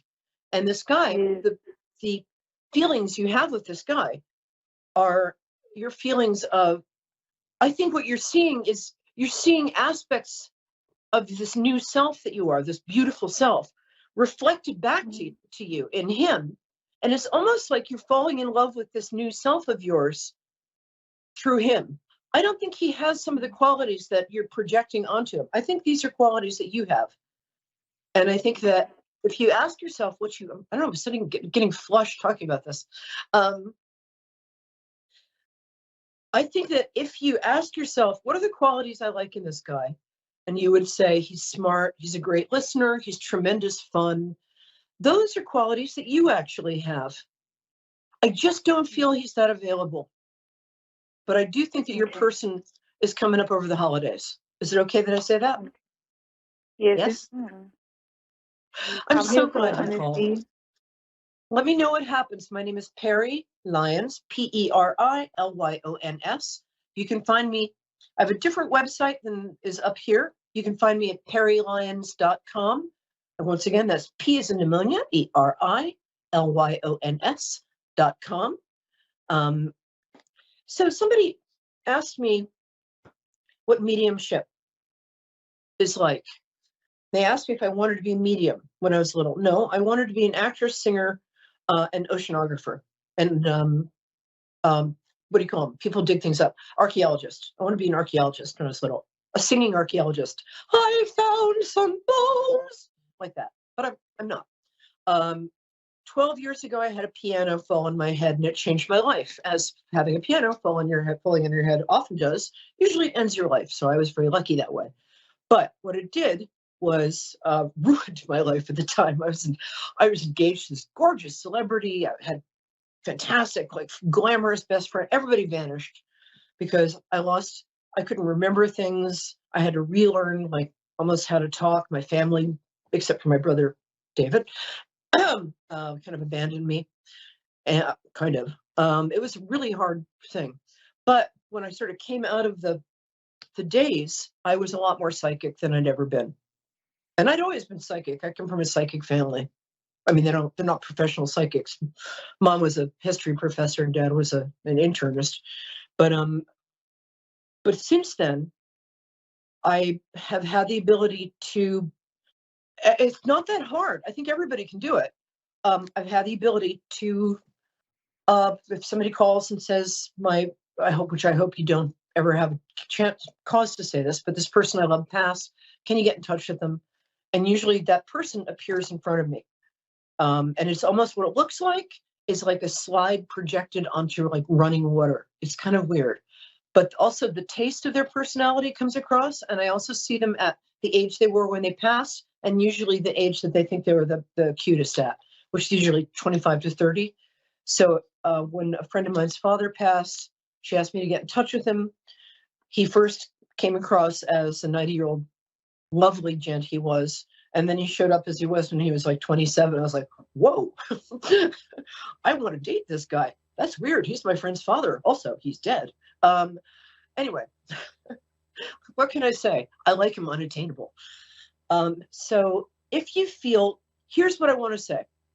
If you feel you have a talent in this direction, do not use Ouija boards. Just don't. We tried when my brothers were kids. We tried, we did Ouija board stuff. Next thing we knew, the house was filled with ghosts. I'm not kidding. You don't want ghosts. They sound like fun. Watch true ghost videos on YouTube. Go watch like Nuke's Top 5. He's great. But don't invite ghosts in your house. Also, there are such things, I can't believe I'm going to say this outside of my head, but there are such things as demons. One of my closest mentors before he passed was the brilliant genius, William Peter Blatty, who wrote The Exorcist. And he and I used to have long philosophical talks about the existence of evil, and he was a devout Catholic and a fantastic man. Anyway, evil exists. Don't invite it in. Don't use Ouija boards. And I'll see you next week. I'm Perry Lyons, New York City celebrity psychic. You are my cherished ducklings, and I love you. I do. That color looks great on you. Bye. Bye.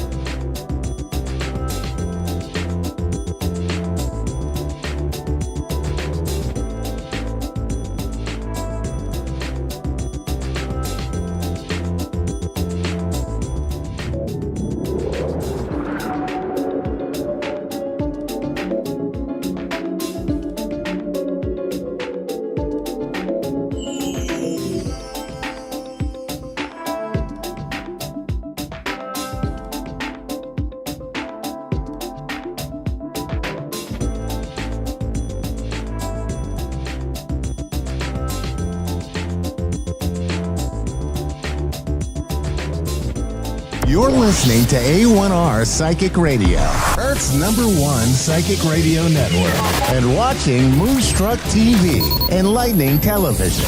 Welcome. Time for Larkin Psychic Medium with Larkin. Live from larkinsreadings.wixsite.com/website. Connect direct. In North America, dial 888-454-2751. In London, 20-3519-2158. In Sydney, dial 02-8488-3147. Or online, contact us through our Facebook page, facebook.com/psychic radio. Or one of our websites, askoneradio.com or moonstruck.tv. This is Larkin Psychic Reading on A1R, the Ask One Radio Network. Awesome. Fantastic. Hello, everyone. Welcome. I'm so excited for this debut program tonight on Psychic Air.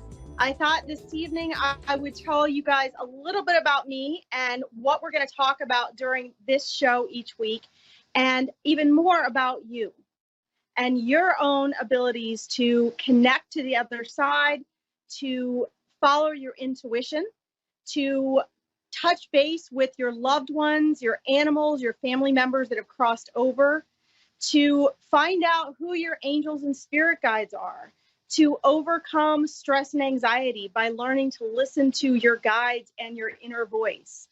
I'm going to be answering all sorts of questions that have to do with before life, after life, the fact that there really is no death, we just transform. I'm going to take all of your questions having anything to do with anything metaphysical. So this is going to be a really fun time for us to share. And chances are the questions that you have, other people have as well. So tonight we're just going to start out with that intro. I want to give you all an idea of what you can do, how powerful you are, and what you can do to awaken these abilities within yourself. And not only that, why science and spirituality are actually not mutually exclusive. We're going to talk about that too, and how you can seek validation for the metaphysical experiences that you have and that you want to have. All right. So first of all, I want to thank you all for tuning in this evening. You'll notice I am actually standing in a barn tonight. I'm also an animal communicator, and I actually spent my afternoon doing animal readings for people and for animals. So it's only fitting this evening I'm actually at the barn with my horses. So we'll talk a little bit about that as well. I want to let you guys know a little bit about myself. I am a lifelong intuitive psychic medium. I am an animal communicator and a channel, and I work with angels, spirit guides, those who have crossed over, those which we like to call ghosts, but there actually isn't really such a thing as ghosts. We will also have an episode that focuses totally on what ghosts are and how they appear to us and what we can do about them. So you can get your questions ready for that as well. And here actually at the barn where I am, we have actually seen apparitions and spirits on this old property, as well as the wonderful animals that are here present. So at some point, I'll do a special episode for you guys on that as well. But here's the cool thing. All of these things that those of us that come to you with these programs can offer you, all of these things I share that I have done my whole life, you actually have the ability to do as well. And not everybody may have the same gifts and abilities, but if you focus on the strengths that you start with that are most natural and innate to you, you can actually expand, and you'll find that you have actually more intuitive abilities than you may believe. Believe it or not, intuition is the foundation for all psychic abilities. So if you're thinking to yourself, yeah, I'm not a medium, I'm not a psychic, I don't know how to talk to animals, but I am pretty intuitive. Well, then you're well on your way to whatever innate abilities you actually can expound on. So that's what this show is going to be about. This program is going to be about empowering you, giving you ways that you can validate the information. So for example, you think, oh gosh, my dog just passed away and I feel like I haven't heard from him. Or my grandmother just passed away and I was hoping I'd hear from her, but I haven't seen any signs from her. Well, the truth is that your loved ones, including your pets, do all try to reach you. They try to get through to you all the time. But the more you focus on it, the more you ask for signs and learn to recognize their presence, the more powerful their presence can become in your life. So what I encourage people to do is really look for validation in your everyday life. So I'm going to give you a couple tips so you all can get started on that this week if you want to. One of the things you can do, for example, this is exactly the example I did with my grandmother, even though she comes through and I talk to her all the time. If I want validation, I'll say something like, okay, Grandma, if you're really there, Nana, show me the numbers of your birthday. Show me organs, because she used to play the organ and the piano. Give me your name. Show me your name, because she had a very unique name. And sure enough, usually within 3 days or less, I will start seeing her unusual name pop up everywhere. I will see the numbers to her birthday, and I will see or hear organs, which is kind of cool because, organ music isn't necessarily a common thing. So if you want to test this out for yourself, what you want to do is find those things that your pet or your loved one associated with, or that you relate to them, and ask them for some of those specific signs. Okay. If you don't know what signs you want to ask for, just say, send me something specific. Make sure it hits me in the head. Keep repeating it. Make sure it's real clear, because I might not get it. Believe me, your loved ones, your pets and animals that you have loved that have crossed over, they hear everything you say. They know what you're thinking. They know what pain you're going through. They know what you're feeling. And this is not an invasion of your privacy. We'll cover that in another episode as well. They don't ever invade your private space or your private thoughts, but they can see things and sense things that we can't. So although it may be difficult for us to feel them on the upside and see them and hear them and smell them, or maybe it's not for you, it's very easy for them. Okay, they can always keep an eye on you and look after you. So if you have messages that you want to send to them, if you want them to know that you love them, that you're missing them, that you need their help, they are there. As soon as you think of them, they're present with you and they're trying to get through. So one of the things I want to really leave you and comfort you with this evening is the fact that just because your human senses are not to pick up on their presence, it doesn't mean they're not there. And that's really the start of your journey if you're having trouble sensing or picking up on your loved ones. Okay. The other question I get a lot, and we will cover this in its own episode, is do animals have souls? When they cross over, can they connect to us? Are they in heaven? Are they in an afterlife with our human loved ones? And the answer is yes, absolutely. They are souls. Everything is energy. All energy is conscious. And they have had a life with a mission, with a purpose, with connections they were supposed to make in this lifetime. And so when they cross over, they also want you to know, hey, I haven't gone anywhere. My form is transformed, but I am still present with you, just in a different dimension, in a different form. And so just like your human counterparts, they try to get through to you. You might feel soft fur brush against your leg and think that you're making it up. You might hear their bark or smell their wet fur. You might think you see little paw prints or hear them walking across your floor. Okay.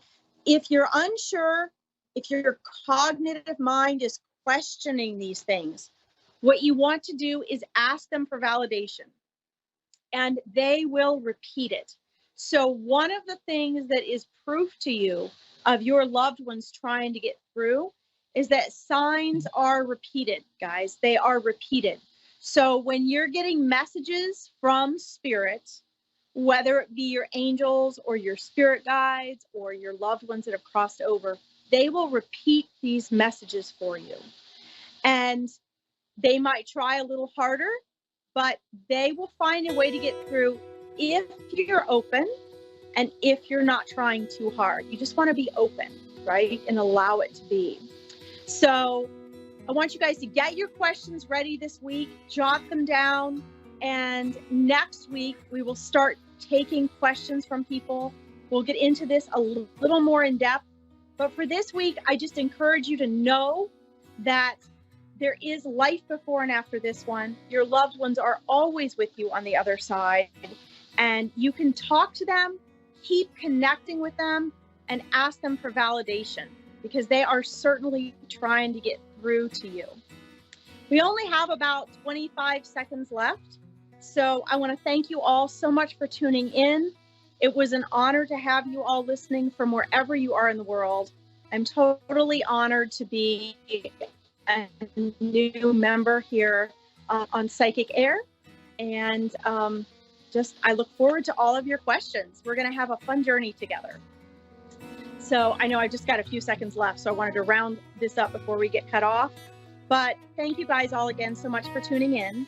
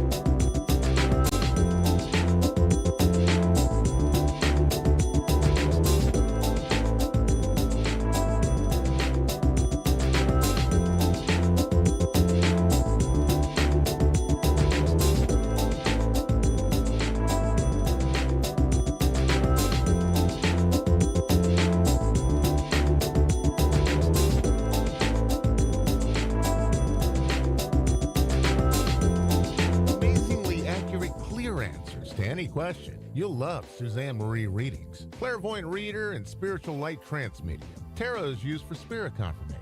She's been a spiritual reader for 30 years and would love to be able to bring accurate, clear, visionary readings for those who seek answers. Available online and phone.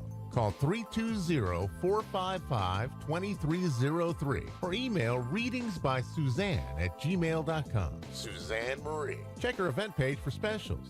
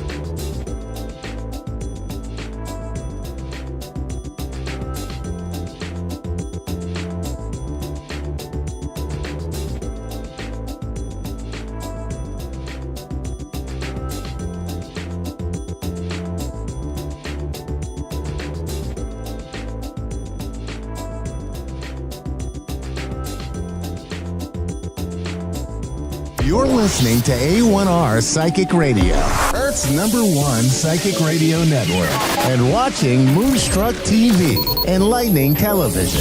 Welcome. Time for Larkin Psychic Medium with Larkin. Live from larkinsreadings.wixsite.com/ You're listening to A1R Psychic Radio, Earth's #1 psychic radio network, and watching Moonstruck TV, Enlightening Television.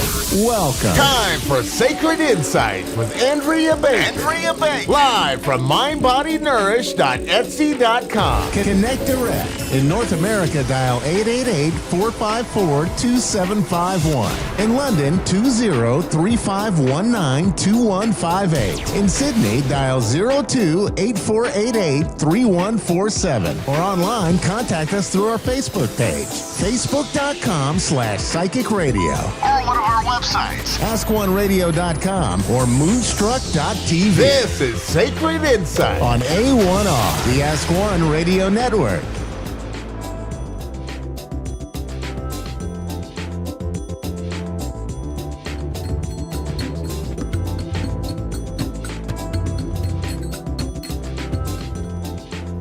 Hi, everybody. Welcome to Sacred Insights. I'm so happy to connect with you all. I'm Andrea Bacon, and we are coming to you today to give you messages from your angels, spirit guides, and loved ones on the other side. You know, a very common question that a lot of people ask me is, what is my life purpose? What am I supposed to do? And they kind of hold on to the answer and get kind of confused and never really allow it to just unfold. So the best thing to do is just kind of allow it to unfold instead of constantly trying to figure it out. In the perfect time and divine timing. And one thing that Spirit wants you to remember is, while we do have our dharma, we have our purpose or how we're meant to serve, but they also want you to remember that no matter what, there is only one of you. Your energetic blueprint is sacred, and there isn't anything else like it. So by you being here, you're living your purpose. By being in the world, your energetic blueprint is shared. It has a ripple effect, and it has a tremendous, beautiful impact out in the world. And so they're saying that even when you aren't trying, you're always creating streams of awareness that others are receiving from you. And help expand that out. It's expanding love to other people. You're shining your light, and that really is, in and of itself, is a big purpose. So they want you to focus on balancing your energetic body's fields. So your emotional body, your physical body, mental body, and spiritual body. It's going to help your energy in order to be able to have that impact that they're talking about. It's really easy to get caught up in the day-to-day stuff, like stress, running around, doing our regular stuff that is meant for us to do. It's important to do those things too, because we're here.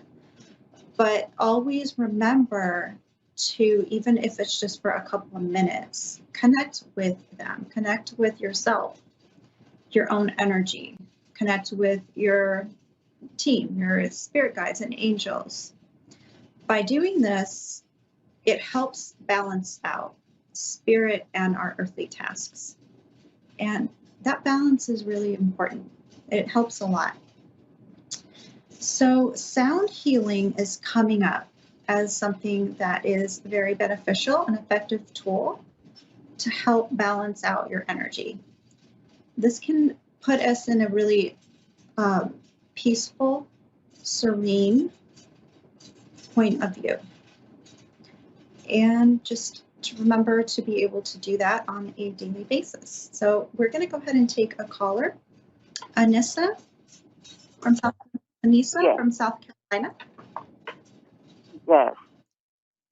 Hi. Hello. How are you? I'm great. How are you? Very good, thank you. So, what is on your mind today? I'm just wondering if the people that I've lost that love the most, if they're with me and trying to help me. Okay. I've lost several people, and I'm just wondering if they're here with me. Okay, I'm feeling a female, first off, who feels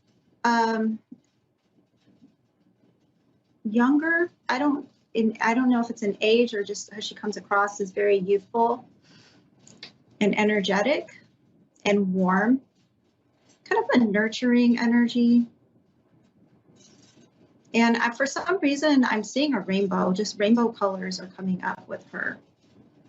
She might send you rainbows as signs. Let's see. What else here?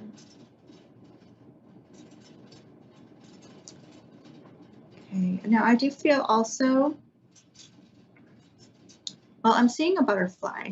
I'm feeling a male, so I'm feeling a few males. I'm feeling like a grandfather and then a younger male around. So let me see if I can kind of see what they want to say.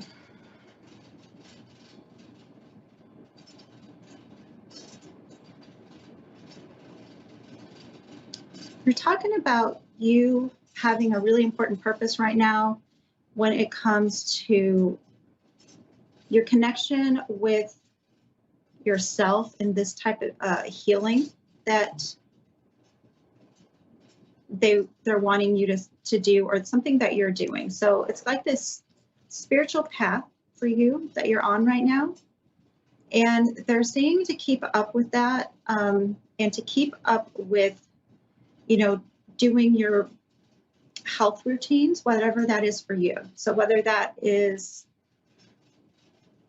working out or, and eating a balanced diet, they're bringing that up. Having like the basic, drinking the right things, drinking, I don't know what this is, like tea, like herbal teas or something with detoxing. Does that make any sense to you? Or? No, I don't do any detoxing or anything. No. Okay.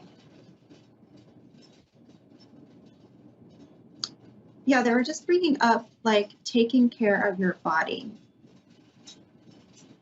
Making sure you take care of you so that you're not expending out all of your energy and giving to everybody else. It's really important that you're staying present in the present moment, and just making sure that you're taking care of yourself.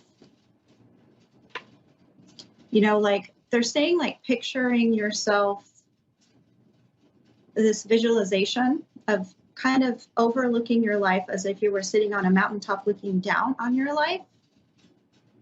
Huh? What do you need to focus on? Like that's something that you can ask yourself when you get, confused about where things are headed, or they're asking you to just connect within so that they can help guide you, because they're around you a lot. And I'm seeing somebody playing piano. I'm not sure who that is.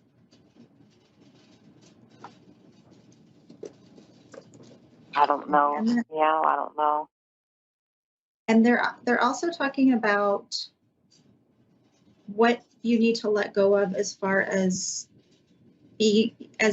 letting go of resentments, or forgiving yourself, forgiving anybody in the past, especially don't hold things against yourself.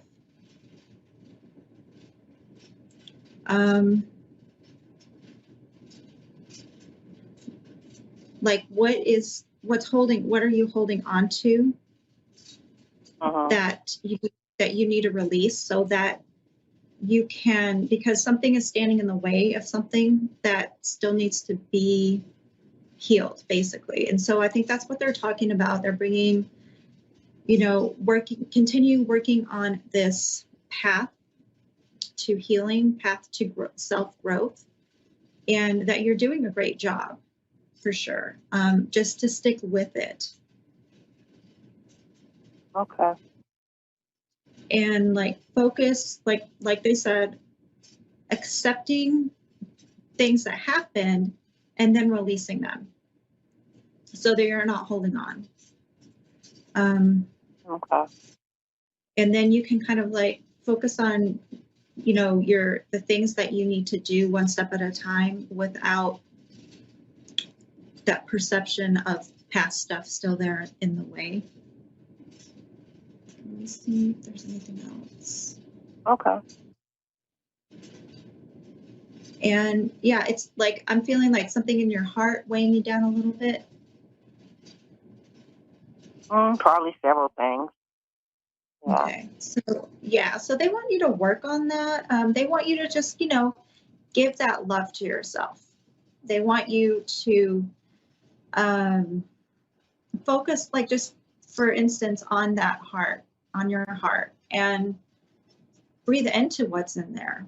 Breathe into the things that you've experienced and whatnot, and focus on breathing into that. And then when you breathe out, you release it. And that will really actually help clear up a lot of stuff, a lot of energy that is still with you.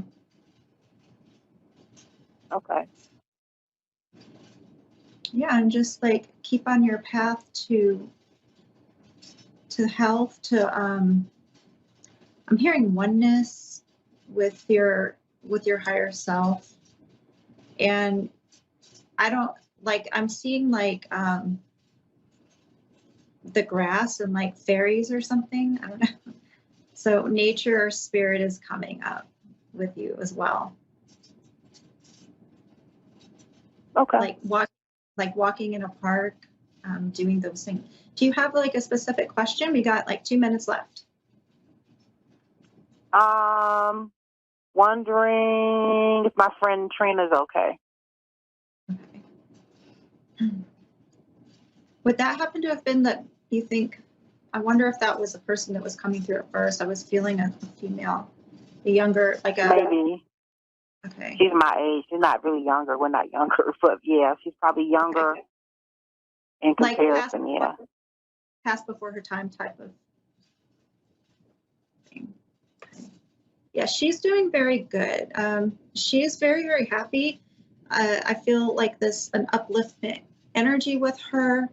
That's how she's coming through now. I assume that's how she was in life, but that's how she is coming through now. Yeah. Okay. And so look out for the signs that she sends you. It has to do with nature. It could be rainbows, butterflies, creepy crawlies, and earthworms. I mean, I don't know. I don't know if she likes being outside, but she's bringing up a lot about nature and all that. So, okay. Yeah.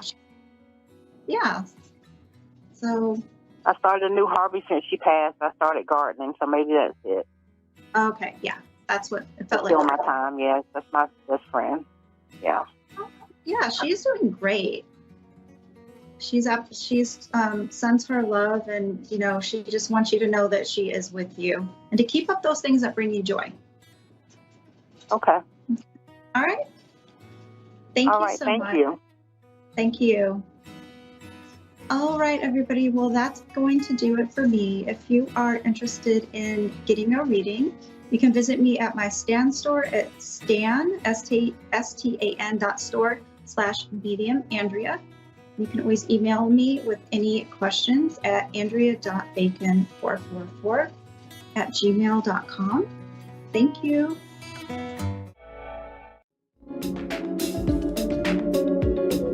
You're listening to A1R Psychic Radio.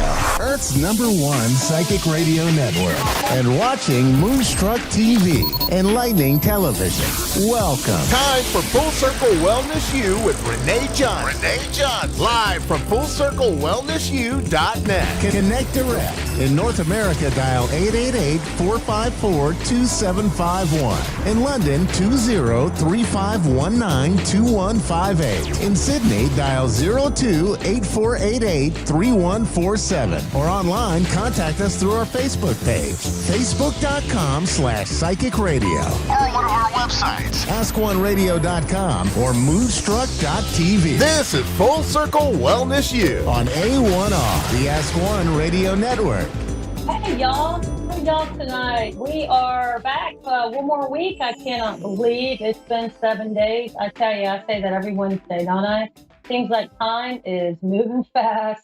I hope this finds you all having a wonderful evening, day, wherever you are. And I pray that you had a beautiful week, regardless of all the trauma and drama going on out there in the world, and that you were able to stay centered and grounded and focused, and you tuned into your guides and your angels, and that God's talking to you, and you know your path and your purpose. So that's my prayer for each of you. I want to remind you guys that it is Reset Wednesday. So if you have had a rough week or a rough day or rough last 15 minutes, you can reset it. You can do that right now. And we do that by just taking nice breaths in, deep as you can, as long as you can, and letting it out. I can usually do about 4 to 6, breathing in 1, 2, 3, 4 through your nose. And letting go through your mouth. 1, 2, 3, 4, 5, 6. That's right. And let's just go ahead and continue to breathe this way while I give you a little background on tonight's show. So as you're breathing in through your nose, you're breathing in peace and love and tranquility and balance and health. And as you exhale, just imagine letting go. It might look like smoke or ash or whatever it is. Just let it go and just let go of any stress or tension or discomfort or confusion or worry or whatever it is. And let's, for the next 28 minutes, let's just stay really focused on this message and what Spirit wants you to hear. So these last few days, I've been hearing a lot about spiritual warfare. And, you know, as a healer, as a light worker, I know that I came with a mission to share a message with others that would help people wake up and also be able to stand firmly and stay focused and grounded when the worst things are going on around them. I also know that it's each of our mission, regardless if we know it or not, to lift up our brothers and sisters, no matter who they are, no matter what color they are, what creed they are, what religion they are. I also know this is a spiritual war. I've known this since I was a small child. For years, I tried to push it away, and it's becoming more obvious every day, isn't it? You turn on videos, you turn on your phone, you go on Facebook. Good Lord, go on Facebook. That'll take you down a rabbit hole pretty fast. And you can just see that things seem to be spiraling out of control. It's become very obvious of what's happening in our world, how those people, those beings are manipulating the scenes. They're changing the narrative to fit what they want. Morals, values, principles, all those things that most all of us, were taught and have grown up with or acquired on our own, are being twisted into something we don't recognize anymore. And day before yesterday, or day before that, actually, I had a dream. I believe it was Monday. I had a dream where I was once again in that forest that I go to in my sleep. But in the forest, there was battles going on, and it was as if I needed to step to the right or the left. And if I went to the right, I felt like I was on the right path. But when I stepped to the left, it got a lot darker, and just the feeling was just ominous. So as I woke up, I heard the message again, spiritual warfare. So I'm very interested in learning more than I've ever known about this subject, and I tune in daily. I try to tune in every day and do some meditation. I do my prayers. I pray before I get out of bed in the morning. I pray several times during most days.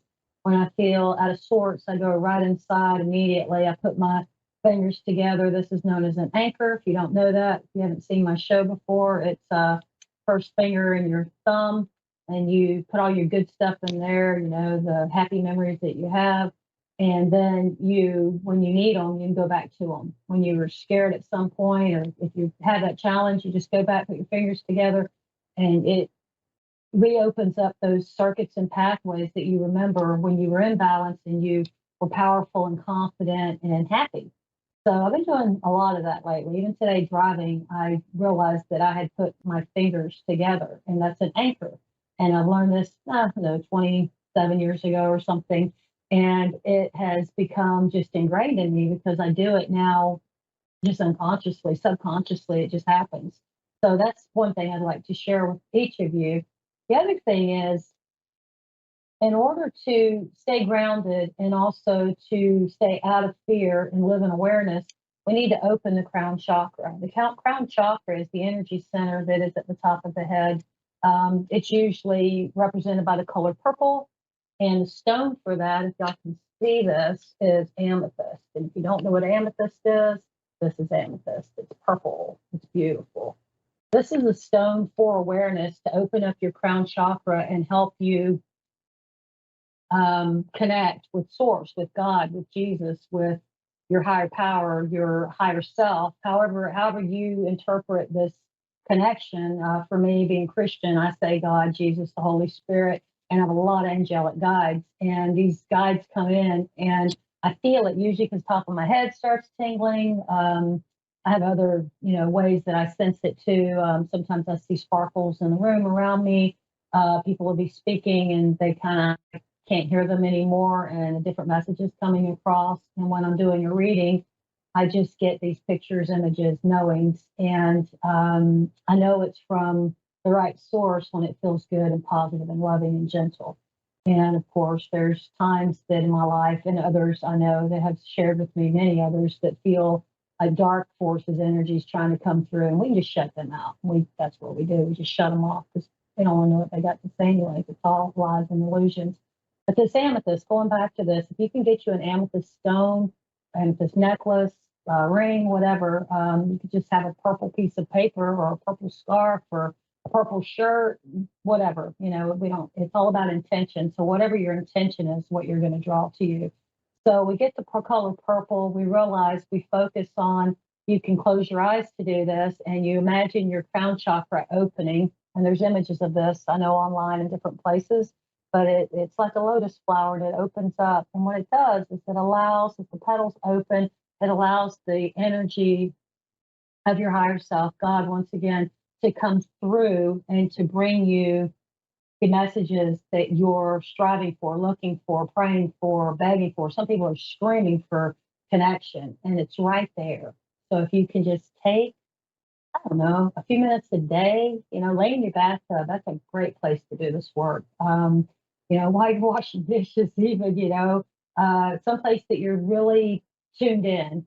I love to go out to the lake. When I was in Florida, it was always the beach, the river. Water's just fantastic as well. It's really good for opening up your energy centers and connecting with your emotions and such.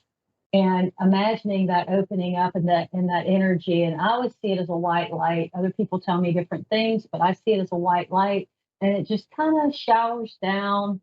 And I imagine it coming down through my head. Like I said, by now my head's usually tingling. And I ask for, usually before I start, but sometimes I don't really ask anything. I just get a suggestion in my mind that, I need to ask for peace or for healing for someone, or information on what herbs to use, or what should I do with my eating habits, or whatever. When my children are in need, or my grandchildren, or my friends, like this crazy hurricane thing going on down in Florida. I've got friends down there, I've got family there, and I've been getting messages for days now about, this Franklin and Idalia, these two storms, and I'm shown how to handle that and how to project those moving away and to stay in balance, because it's scary when your friends call you and tell you they're losing their roof and, their house is flooding, and, it's scary. It really is. And you feel kind of helpless. So if I go there, I don't feel helpless anymore. I have no fear. I have only awareness, and I get grounded. And once I'm grounded and centered, my guides start talking to me. And they give me a lot more information than what I ask for usually. And again, I'm going to suggest that you get a journal if you don't have one for this show, and just have a journal, keep a little pocket tablet notebook with you, and have a big journal too. Get you some crayons, markers, pastels, chalks, charcoal, whatever. If you've never drawn, doesn't matter. Colored crayons, doesn't matter. Coloring books, and allow yourself to have that creativity while you sit down and channel the information to paper, or you can record it on your phone or a recorder, or make a video, whatever, however you find comfort to keep this information. Because if you're like me, when it's over, you're going to lose a lot of that memory. And when I'm really channeling at a high level and I'm giving information, people will come back often and say, remember you said about Aunt Mary? And I'll say, no, not really. I kind of remember, but I really don't. And I that's why I like to record my sessions when my clients allow it. It's very important to be able to go back and get that information. And I have notebooks. I have notebooks everywhere. I have tablets. I use all different things because usually I'm not near one notebook. So I end up just kind of tearing out pages and taping and pasting and stapling them into a big like 3-ring binder sometimes. Just whatever you got to do. So if you're really curious and you're really serious about stepping up and moving into this light worker, healer, spiritual warrior position, then this is a really good way to get started. A really good way. And if you're already doing it, hey, share, holler at me and let me know what it is that, I can do and I can learn from you, because I'm all about that, all about that. It's really cool when we can do these things for each other. So, hi, I'm going to take my caller now. Hi, Graciela in St. Petersburg, Florida. That's my home. How are you tonight? Fine, thank you. Great. I'm glad you called. Hi, can you hear me? Yes, I can. Graciela? Hi. How can I help you? Hi. I don't know. You said you were giving away free readings tonight? Yes, ma'am. Do you think I need one? I feel like you have some burning questions that you'd like answers to, for sure. Okay.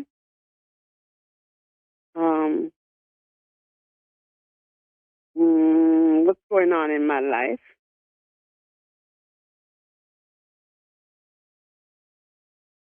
I have a sense that you're trying to make changes and you're having a hard time with that.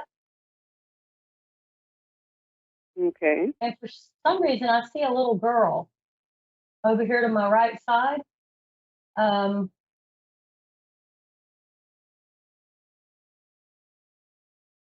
have a little girl that's in spirit? Hmm? Is there a How little little? girl that you... Hello? Hello, yes, go ahead. Oh, she's coming to me probably 10 years old, maybe 8, 10 years old. But it's like I see her smaller and then she's gotten bigger. So I'm not sure what exactly this means. 6, 8, 10 years old? That's my daughter. Okay. And your daughter's with you? Yes. Okay. Are you concerned about your daughter? Yes, I am. Is she doing well?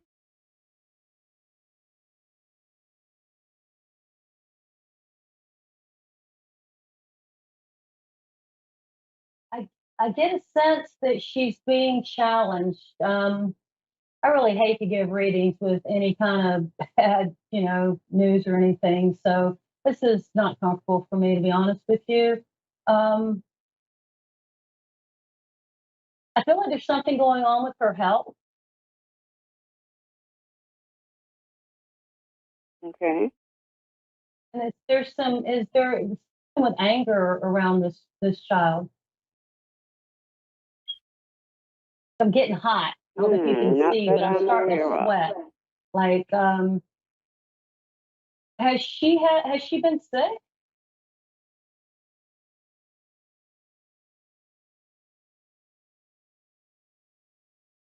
Hello? Hello? Hi. We keep losing connection. Is there Hello? a storm there right now? I am here, yes. I think we have a bad connection. That's what I think it is. Yeah. Well, our producer's saying we're both good on this side, so I guess we just keep going and do our best to to stay connected here. Is this child struggling with something? If she's what? Is she struggling? Is she having a problem? Something happening with her? No. Not that I'm aware of, no. Okay. Okay. I just sense that there's something going on with her with a lot of anger, and then it's like affecting her health.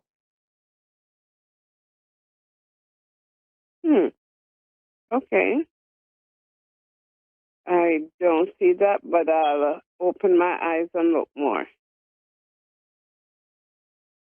Yeah, and give her a safe space to talk to you. She needs to know that it's okay, that she can share whatever is happening with her with you. Now, I also see an older woman. This woman has gray hair. She's maybe in her 70s.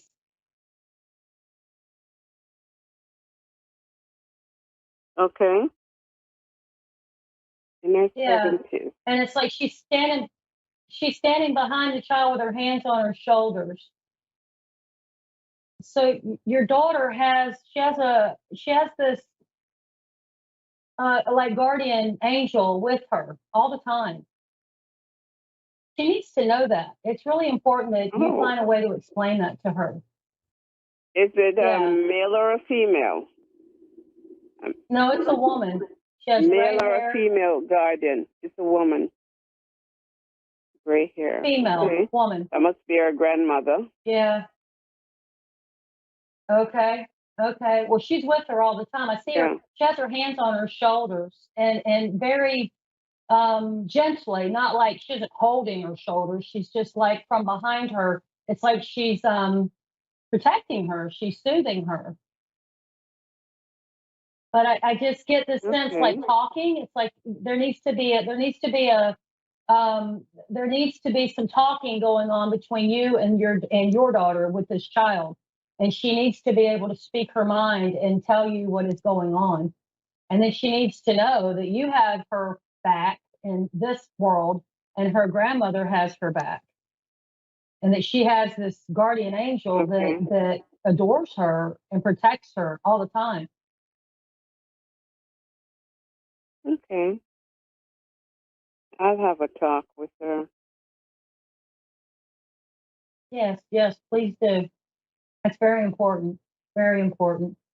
And just, let it kind of just come out of her. Don't try to question her, because if you question her too much, like most kids, she'll probably pull back. She's very angry about something, and you could probably start there. Okay. I'll start right there. Because she doesn't talk to me much or tell me what is bothering her, but I didn't know anything was. Okay. Kind of normal at that age, but I think they need to know that they're safe. They can tell you anything, and that that you love them and you're going to protect them regardless. It's a tough world to be in, especially for children right now. There's so many mixed messages in this world. Is there a question you want to just ask me? Because I feel like there's something you want to ask me, but you're hesitating.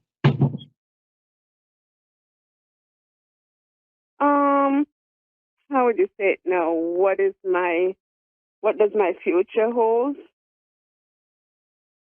More like that.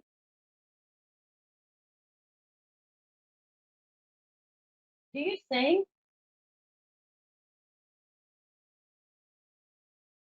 Huh? Hello? Do you sing? No. I see you singing.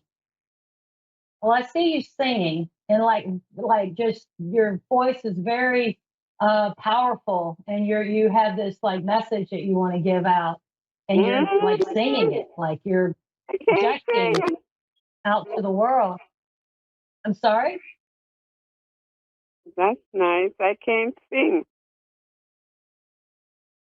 Maybe you can and I you just can't haven't. sing. Do you have Maybe. do you have a message that you want to share with people? Something holds you back? You I No. see you in the future like sharing your truth. Like you want to share your truth, and it's time for you. It's your time, and it's pretty soon. It's not like way out in the future. But I also see you doing things with your health, Oh. like you're making changes, the way that you're living your life. A lot of changes. Mhm. Okay, that's good. And if you're willing to do, I'm sorry.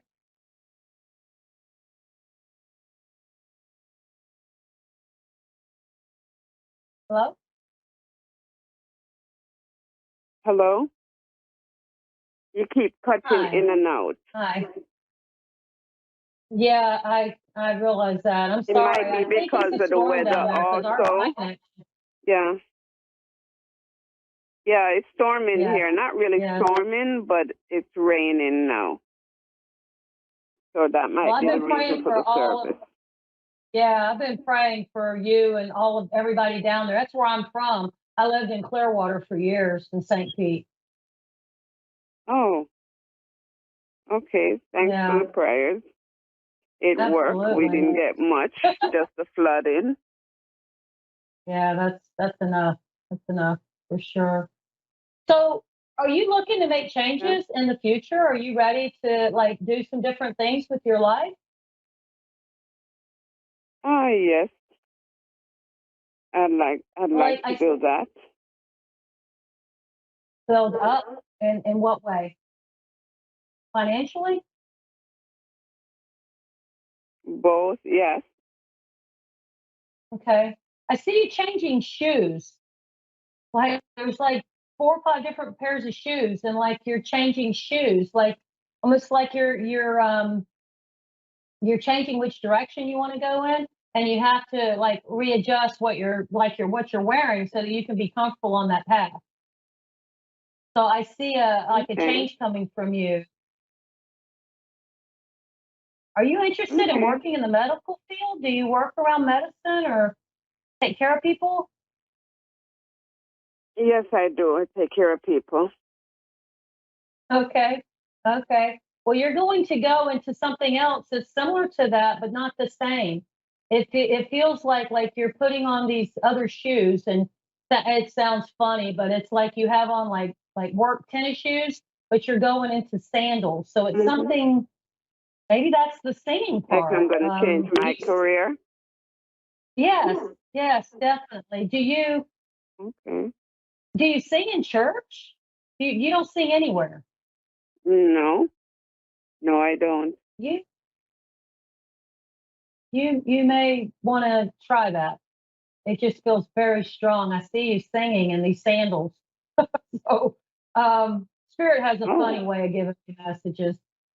But yes, you're definitely changing okay. paths. You're changing from something more uniform, more like work, to something more like play. But you'll be happier, like you're like just your like your world's opening up to you.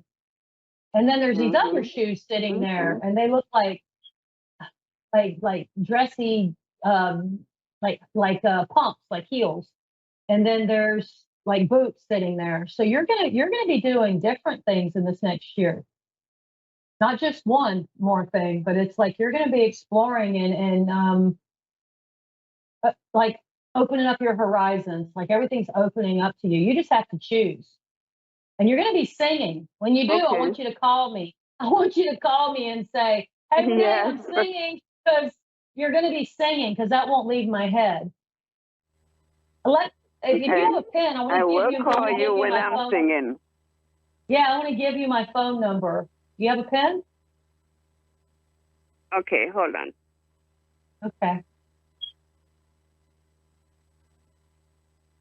So funny.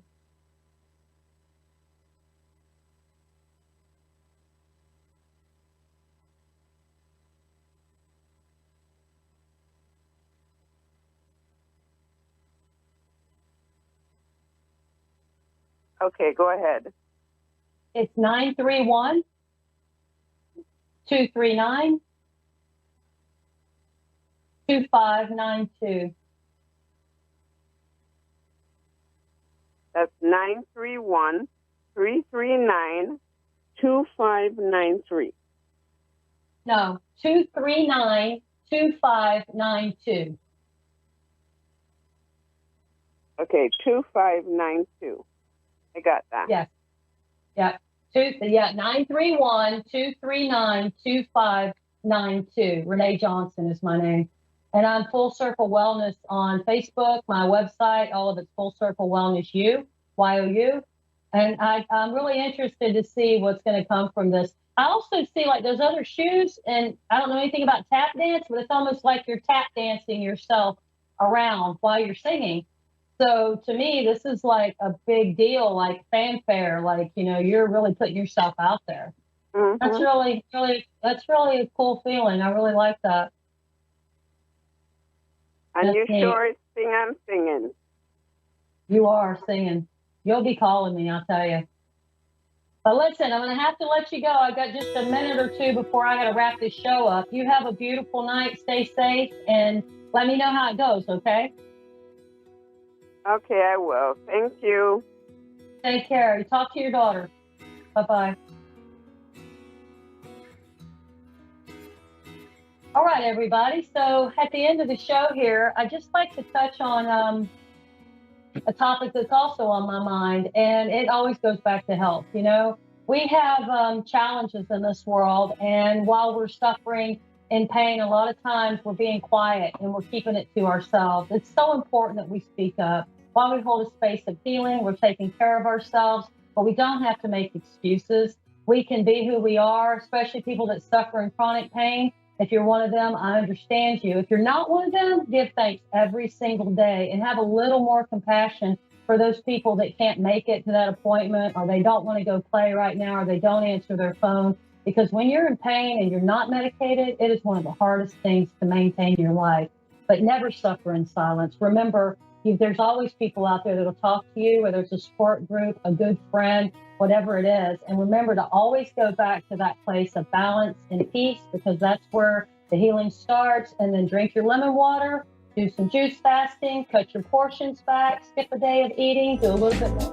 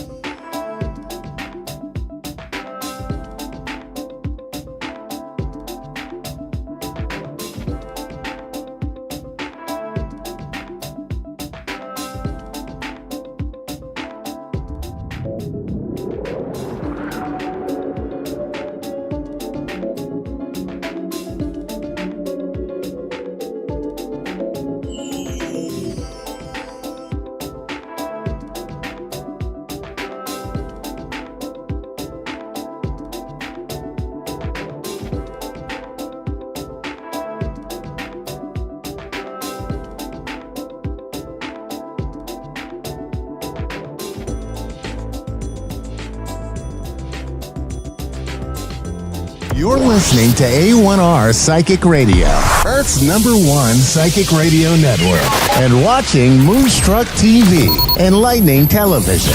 Welcome. Time for the Psychic Side with John Capello. John Capello. Live from JohnCapello.com. Connect direct. In North America, dial 888-454-2751. In London, 20-3519-2158. In Sydney, dial 02-8488-3147. Or online, contact us through our Facebook page, facebook.com/psychic radio. Or one of our websites, AskOneRadio.com or Moonstruck.tv. This is the Psychic Side on A1R, the Ask One Radio.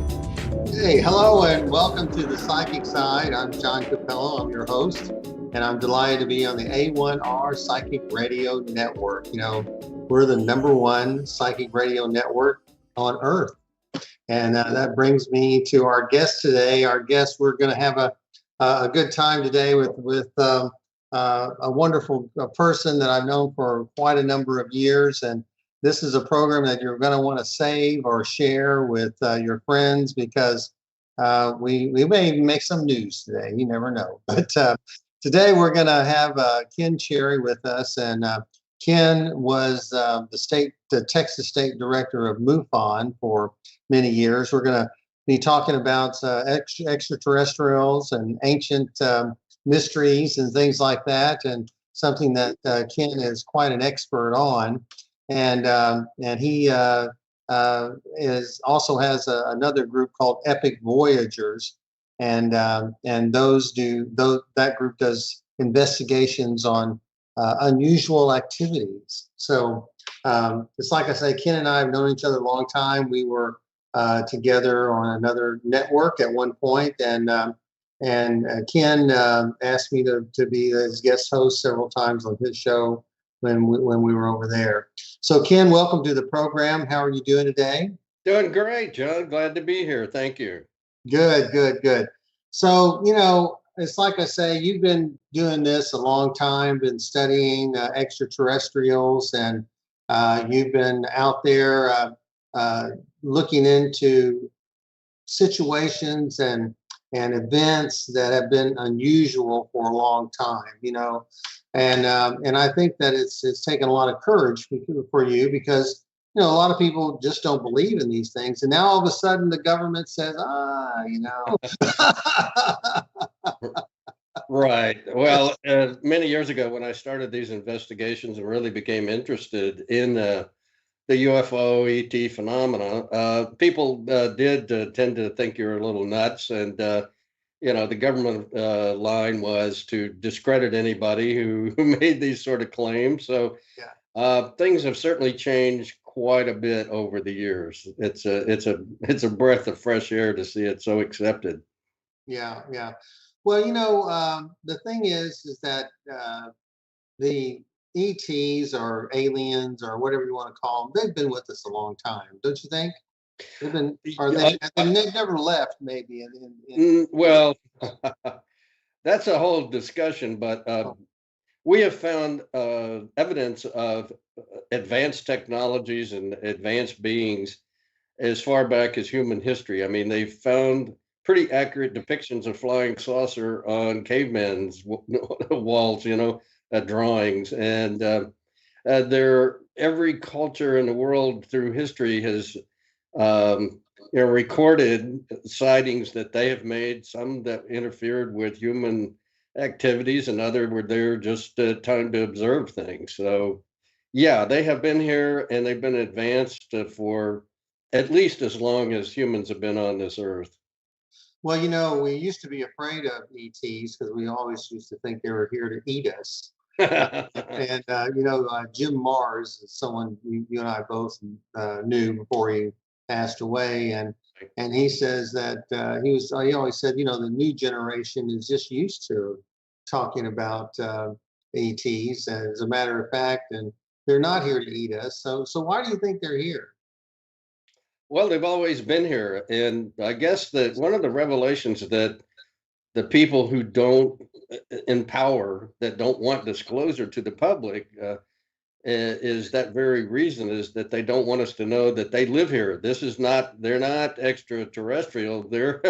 They are terrestrials, and many of them live here and have lived here forever. And there's so much evidence of that we could have multiple shows on that alone. But the fact is, if they wanted to destroy mankind, they could have done it a long time ago in our infancy. Yeah. Well, that was a question I was going to ask you. If they are extraterrestrials, where'd they come from? But for me, I guess I've gotten to the point where I believe that they are part of a dimension that might be Earth related. And it's just, can you verify that? Is that also your thinking, or do you think Yes. from other planets? Just going back a moment to my MUFON days before I left and formed EPIC, I was the state director in charge of an investigation that went on for an entire year of the mass sightings that took place in Stephenville. During that period of time, I got so much. I was on television and magazines and newspapers all over the country constantly, and I began to get insiders calling me and say, I can't go public with this information, but this is something that you need to know. And at first, I just kind of took it, with a grain of salt. But then, as one person's, story overlapped with another, then I began to piece together that much of what I was being told was true. One of them is that we have the intelligence services are aware of underground installations all over the world, and that are beings that have been here. They're very advanced, of course, but a part of. So they're not all Chinese? Not all of them, no.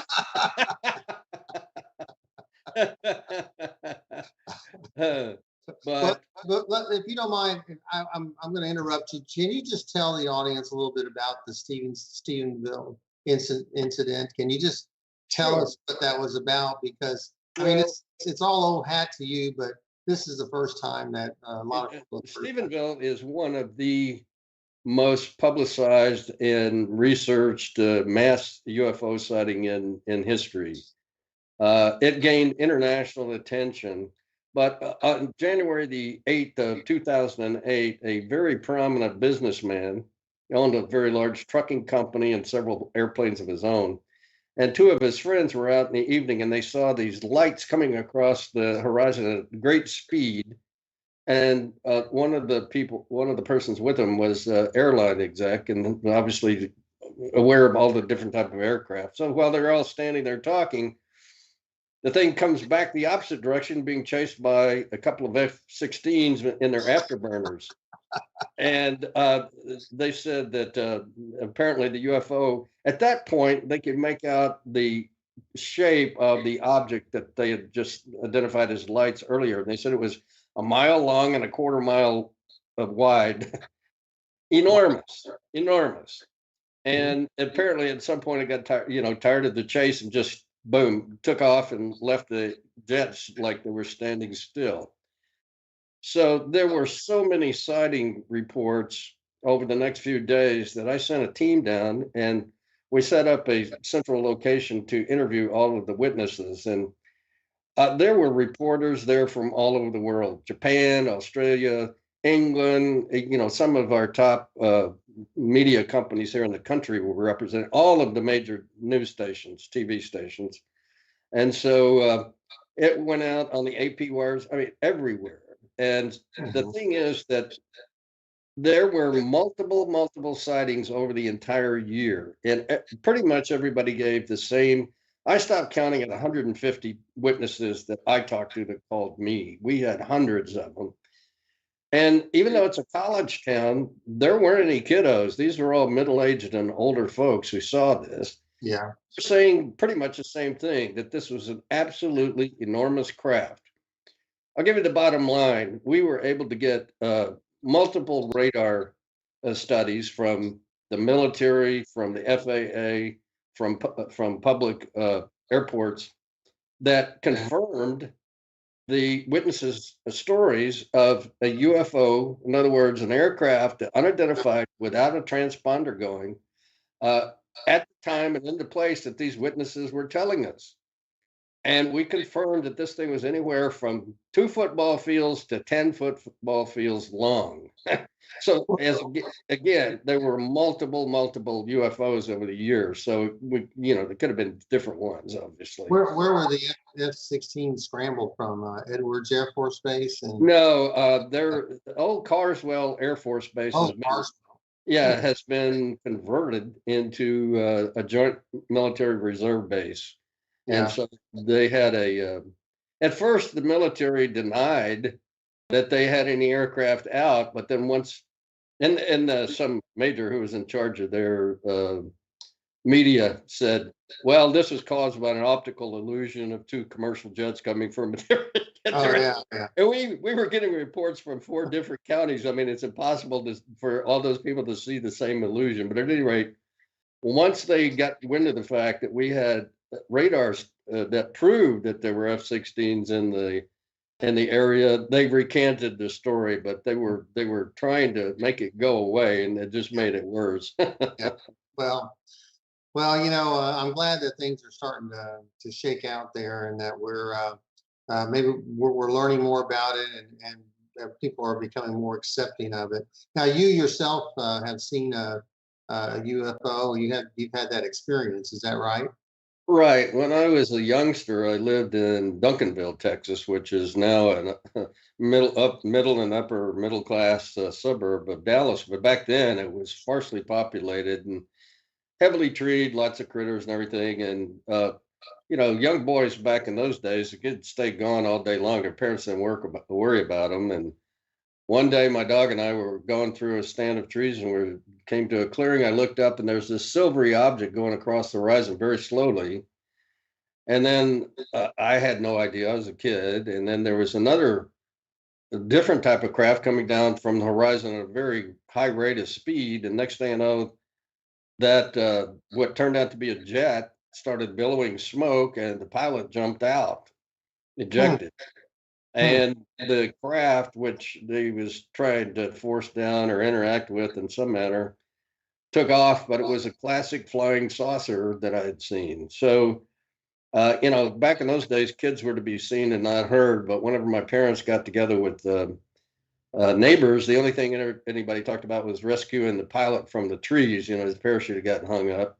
Yeah. And nobody else mentioned the UFO that I had seen. So that was one of those kind of memories, like you'll never forget. Like where you when JFK was assassinated? Something traumatic has happened in your life. You're not going to forget it, and that was an early trauma. So later in life, I joined MUFON because of my interest in UFOs and that sort of thing. I left for a number of reasons, but one of them was the fact that UFOs were the only thing that MUFON was interested in, even though we got reports of different type of phenomena. Yeah. So I wanted to put together extraordinary phenomena investigation council that would look into all manner of extraordinary phenomena. And that's a good segue, because you are, you're also interested in the paranormal and ancient mysteries. And because I know you've had some paranormal experiences as well. And I did. Many of them actually through my life. So that was one of the things that left me unsatisfied about just the relationship just with MUFON. But I guess one of the later ones was my wife died from a very long-term illness from dementia, a form of dementia. But in the last few years, she really couldn't communicate. And in the end, final months, she couldn't communicate at all.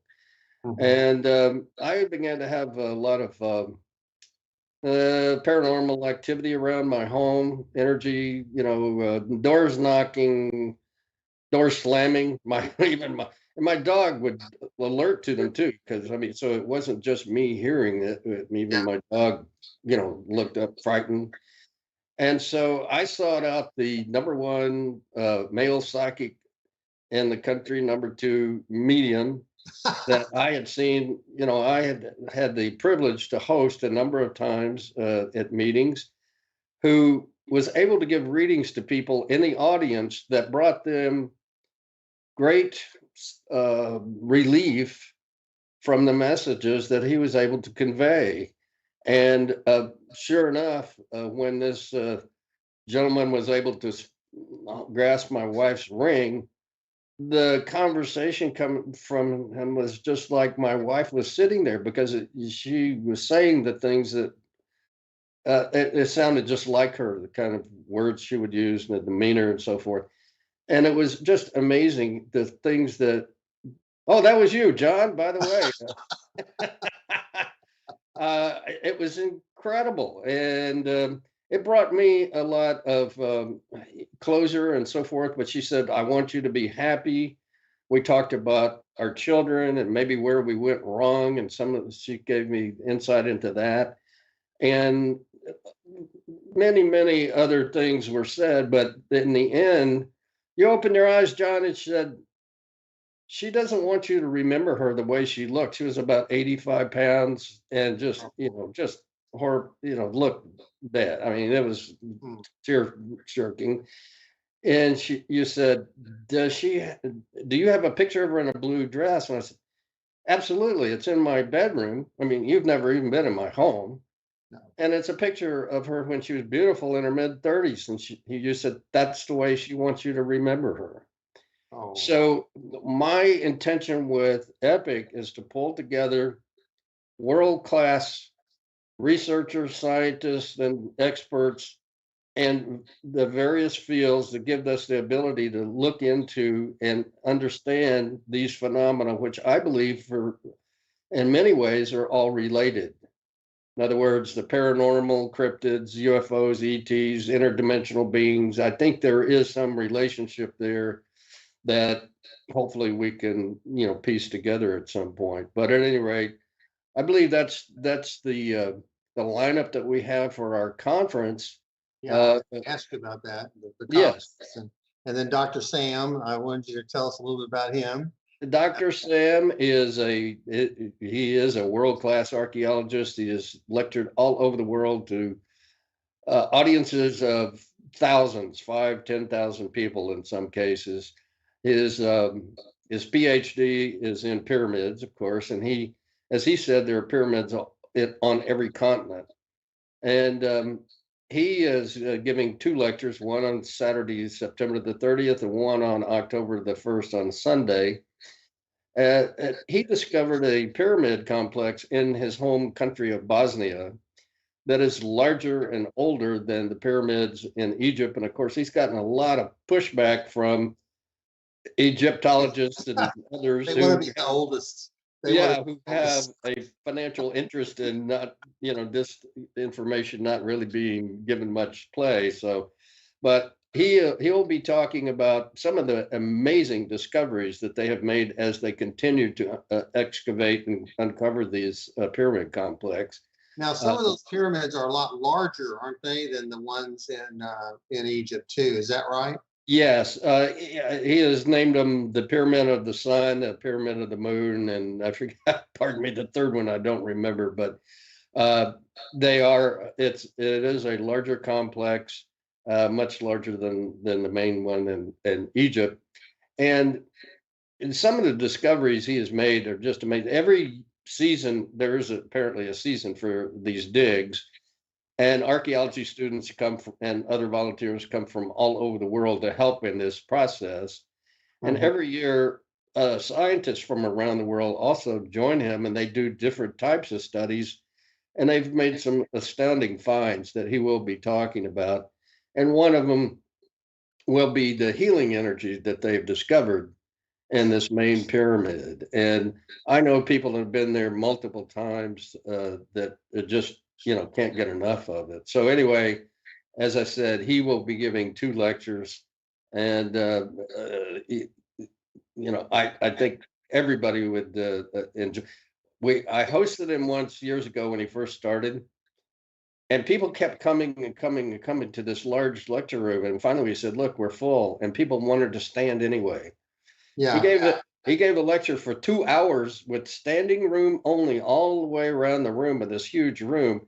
Not one person left to take a pee, go get a drink, anything. He had their attention for 2 hours. So, I know everybody will love, to hear because he'll go into the true purpose of the pyramids and all these ancient megalithic structures and so forth. So this is uncovering another area too that a couple of our other speakers are also great researchers in, but it is some of the technology that we have lost that the ancients had developed that we're even now is beyond anything that we have. So your conference, it's called We Are Not Alone in the Universe. Is that right? Correct. That is correct. You Yeah. have a website to that name. Is that right also? Yes, as we are, but R is with an R, not ARE. So it's we are not alone in the universe.com. Okay. And now when is the conference? Can you tell us that? Saturday, September the 30th and Sunday, October the 1st. And let me tell you, I I severely underpriced this thing. Right now, a full day pass is $15 for 3 lectures and over 50 vendors, which will have all types of related, things that they will have to offer the public. But so you get a full day of lectures and so forth, and good entertainment for less than it would cost you to go to a movie these days at a theater. So that is quite cheap, because this is really one of the first or the first conference of its kind, at least in North Texas that I know of. yes. Right? Well, I held smaller conferences for, gosh, about 18 years. Oh.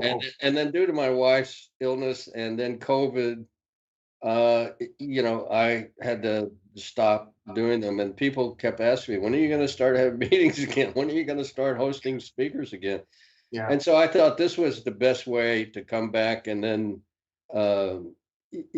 reintroduce some of our speakers and myself to the public. But so honestly, I'm not going to make any money off this.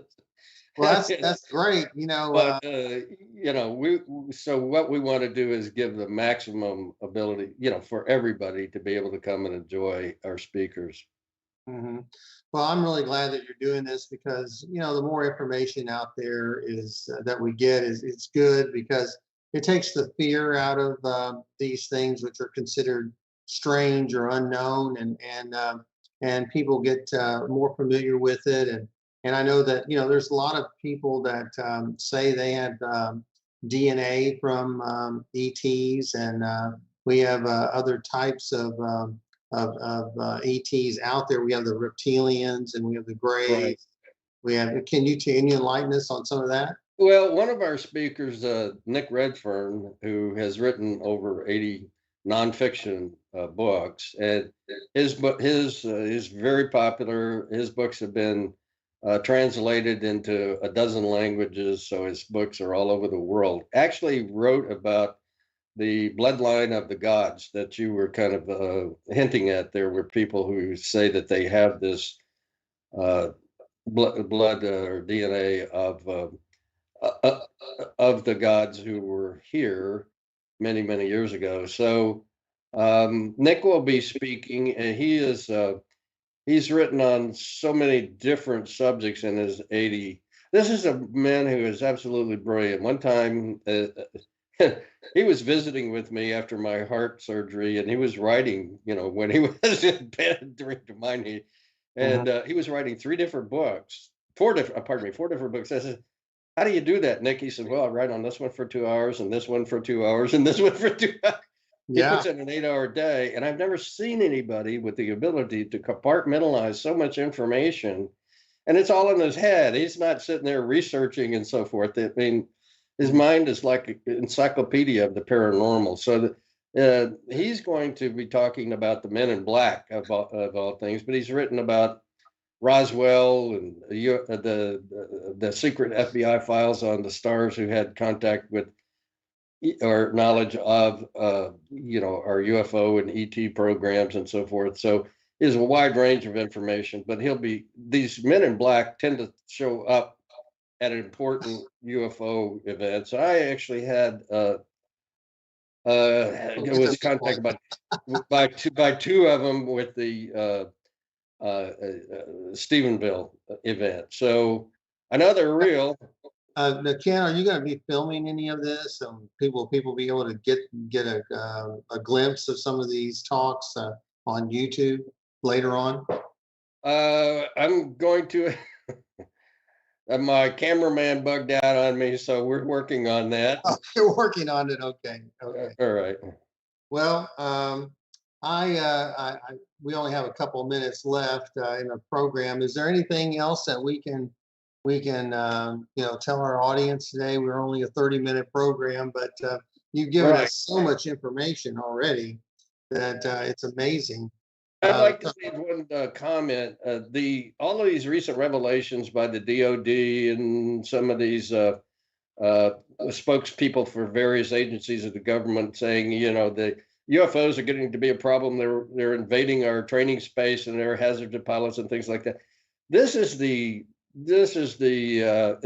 disclosure that everybody's expecting the president to walk out with a little gray standing next to him and say, "Have I got something to tell you?" Yeah. This is the way the government is doing it. But the revelation is they're being forced to do this by the others. Well, is that because of all of the turmoil we're seeing now in the country? And actually, the others are tired of hiding. They don't see that they need to anymore, and they're forcing. They've just said either you start this disclosure right now, or we're just going to make ourselves seen and heard and known around the world without you, and that could create the chaos you're afraid will happen. So. Okay. Well, thank you very much, Ken. We certainly appreciate you being here today. I hope that you'll come back, and I want to thank all our audience for joining us today. And of course, I want to thank my sponsor, Miracles of Joy. Be sure to buy a bunch of stuff from them online and use that special code they have, PSO223. And be sure to like me on Facebook or on Instagram. I'm just about everywhere on the internet these days. But once again, thank you so much, Ken. I'm looking forward to being at the conference, and we want to say so long. Thanks a lot. We'll see you next week here on the A1R Psychic Radio Network. I'm John Capello, and this is the Psychic Side. Bye-bye.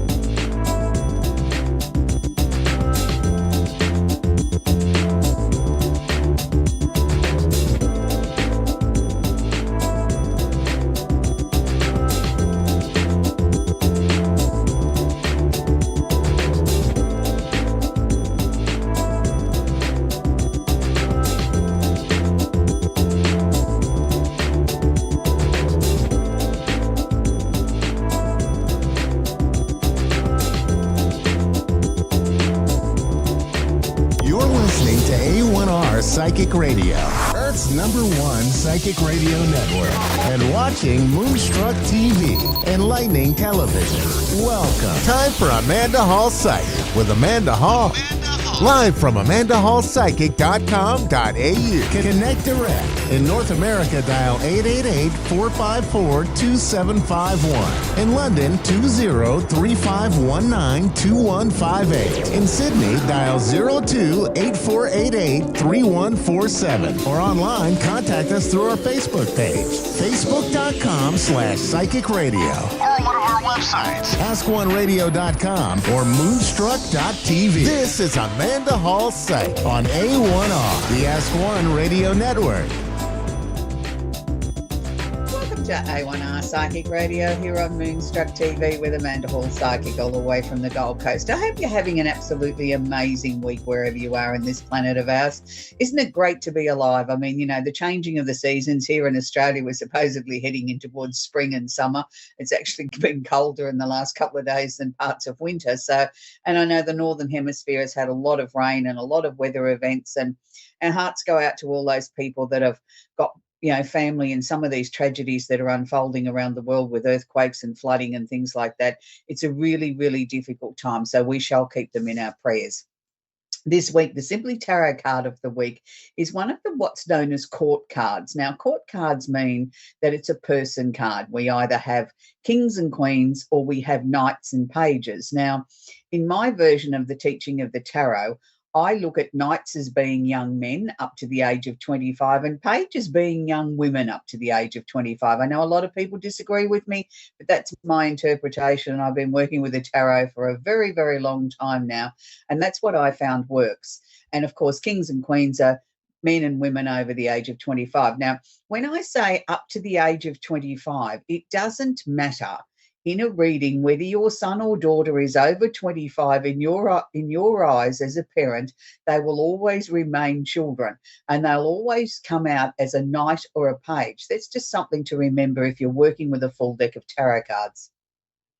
Anyway, the Knight of Pentacles, which is a young man up to the age of 25. Now, if we were looking at hair and eye colouring, we would be saying very dark hair, dark eyes, possibly olive skin or dark-skinned person, but that's not always the case.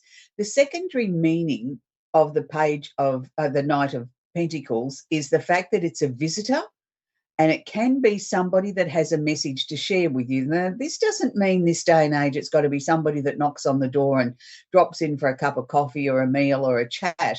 We have visitors in many different forms, and that takes in all the forms of social media, of cell phones, of emails, of text messages, you know, and snail mail. It can be a message coming from somebody that doesn't reside with you. And this person has a message to share with you. Now, we're not saying, and it's an important message, we're not saying it's something that's life-changing. We're just mentioning here that there's a message or information that is going to be shared with you by another person. Now, it doesn't necessarily have to be a young man up to the age of 25. This is where tarot can become a little bit ambiguous. Cards can take on 2 or 3 separate meanings. The first meaning is potentially a young man. The second meaning is what I've described to you. So you make up your mind how it applies to you. For most of us, it'll just be a message of something that's going to put a smile on our dial this week that we'll be receiving from someone we care about. Now, astrologically, last week, I went into great depth about the 7 retrograde planets that were currently going retrograde or backwards in our solar system at the moment. They will be there from varying degrees until the end of the year. Now, I'm not going to recover that this week. If you want to go back and listen to my coverage on the 7 retrograde planets, please go back and look for last week's show where you'll find in great detail what that meant. I don't wish to go over it again today because we have important messages astrologically to talk about, and the retrograde stuff has already been covered. So we have it currently at the moment. We have the sun sitting in Virgo for the last week of Virgo energy for this year. So it's a really interesting time because Virgos this year have really found it been quite exhilarating. I mean, I've worked with a lot of Virgos in the last couple of weeks, and they've been saying to me they haven't felt so energized in a long time. They feel as if their thinking's very clear. They feel as if they're very much on track, setting goals that they haven't been able to do for a few years. It may be partly because we're, you know, at the other side of the COVID pandemic and people are starting to take more control of their lives and starting to feel as if they have a new direction. But it can just very well be because they've really been working hard on themselves and feel in a position of empowerment now. And well done you. If you're a Virgo and you're feeling that way, that's terrific. Keep up the good work, because it's only just the beginning of your 12 months, and enjoy what's sort of actually happening in your lives at the moment. So we have the part of fortune, which is not necessarily where we're going to find the pot of gold at the end of the rainbow, but it's called an Arabian part. And what this does is it shows emphasis on what's actually happening around us at the moment. So the part of fortune is actually conjunct the sun in Virgo. So this is sort of what part of the reasons why Virgos are feeling a little bit more in control, a little bit more positive, starting to make plans for the future and looking very excited about where the next 12 months could take them, because they are really listening to their inner voice. They're being very aware, looking around for opportunities that may not have seemed to have been there previously, and starting to capitalize on them or working towards making these things a reality. Now, this is a very good sign for Virgos. If you're really looking to sort of create something new in your life, or to expand your horizons, or change your job, or maybe increase your personal finances, now is the time to start looking for those opportunities with the part of fortune here conjunct the sun while it's sitting in Virgo. And while we're still on the subject of Virgo, the sun is also making a lovely aspect, which is known as a trine, which means it's somewhere around about the 120-degree mark in the next planet. And it's making this lovely configuration to Uranus in Taurus. Now, with Uranus being the planet of the unusual and the unexpected happenings, this is also adding weight to what I just spoke about with the part of fortune sitting in Virgo, that Uranus is creating opportunities that could seemingly come out of nowhere. Now, Uranus is currently retrograde at the moment and will be till much later in the year. So what it's sort of asking you to do is, if you get some sort of thought pattern or you get some sort of opportunity, yes, the breakthrough is there, but it may be slightly delayed, or you may have to work a little bit harder and dig a little bit deeper to be able to get the influence of Uranus. Uranus's job is to come in and tip everything upside down or create openings. It's not necessarily to bring you the reward. It's up to you to make the reward happen. So with Uranus sitting here making this lovely trine to your Virgo sun, it's asking you to look around, see what breakthroughs are coming out of nowhere. Is there something that someone has mentioned, or a thought pattern that you've had, or something that's been sitting on the shelf for a little while that you can bring forward now because it's the right time to start exploring and making decisions, or doing some research, making progress on where you want to be. It's really your time of the year, Virgo, and don't waste it. This energy won't be with you for much longer, another week to 10 days at the very maximum. So I don't want to see you waste what energy is there. Doesn't mean we've got to complete the task. It just means let's make a start on it. Let's start to sort of get it past just putting a couple of notes down in a bit of paper. Let's start some action with that. That's really, really important. And, we don't often get opportunities like this, and we shouldn't squander them or waste them. So, it's a very difficult time sometimes when we don't know which way to sort of step first. Sometimes I think we get frozen in fear with, but how can that happen for me? Or how can I make that work for me? Sometimes we've just got to take the bit between our teeth and go for it. So that's what I'm suggesting you do, Virgos. We also have the planet of communication. Mercury has been sitting in Virgo now for a little while. And most people are aware that Mercury's been retrograde now for nearly 3 weeks. And, we're all holding our breath for Mercury to finish his retrograde process, which will be September 14. So we've only got a couple of days to go. And then we'll start to see Mercury sort of become stationary and move forward again. And, finally, then people will start to have their listening ears on. Communication will be a little bit easier. Our devices, all our cell phones and computers and laptops and tablets and all those sort of things will start to function a little bit better.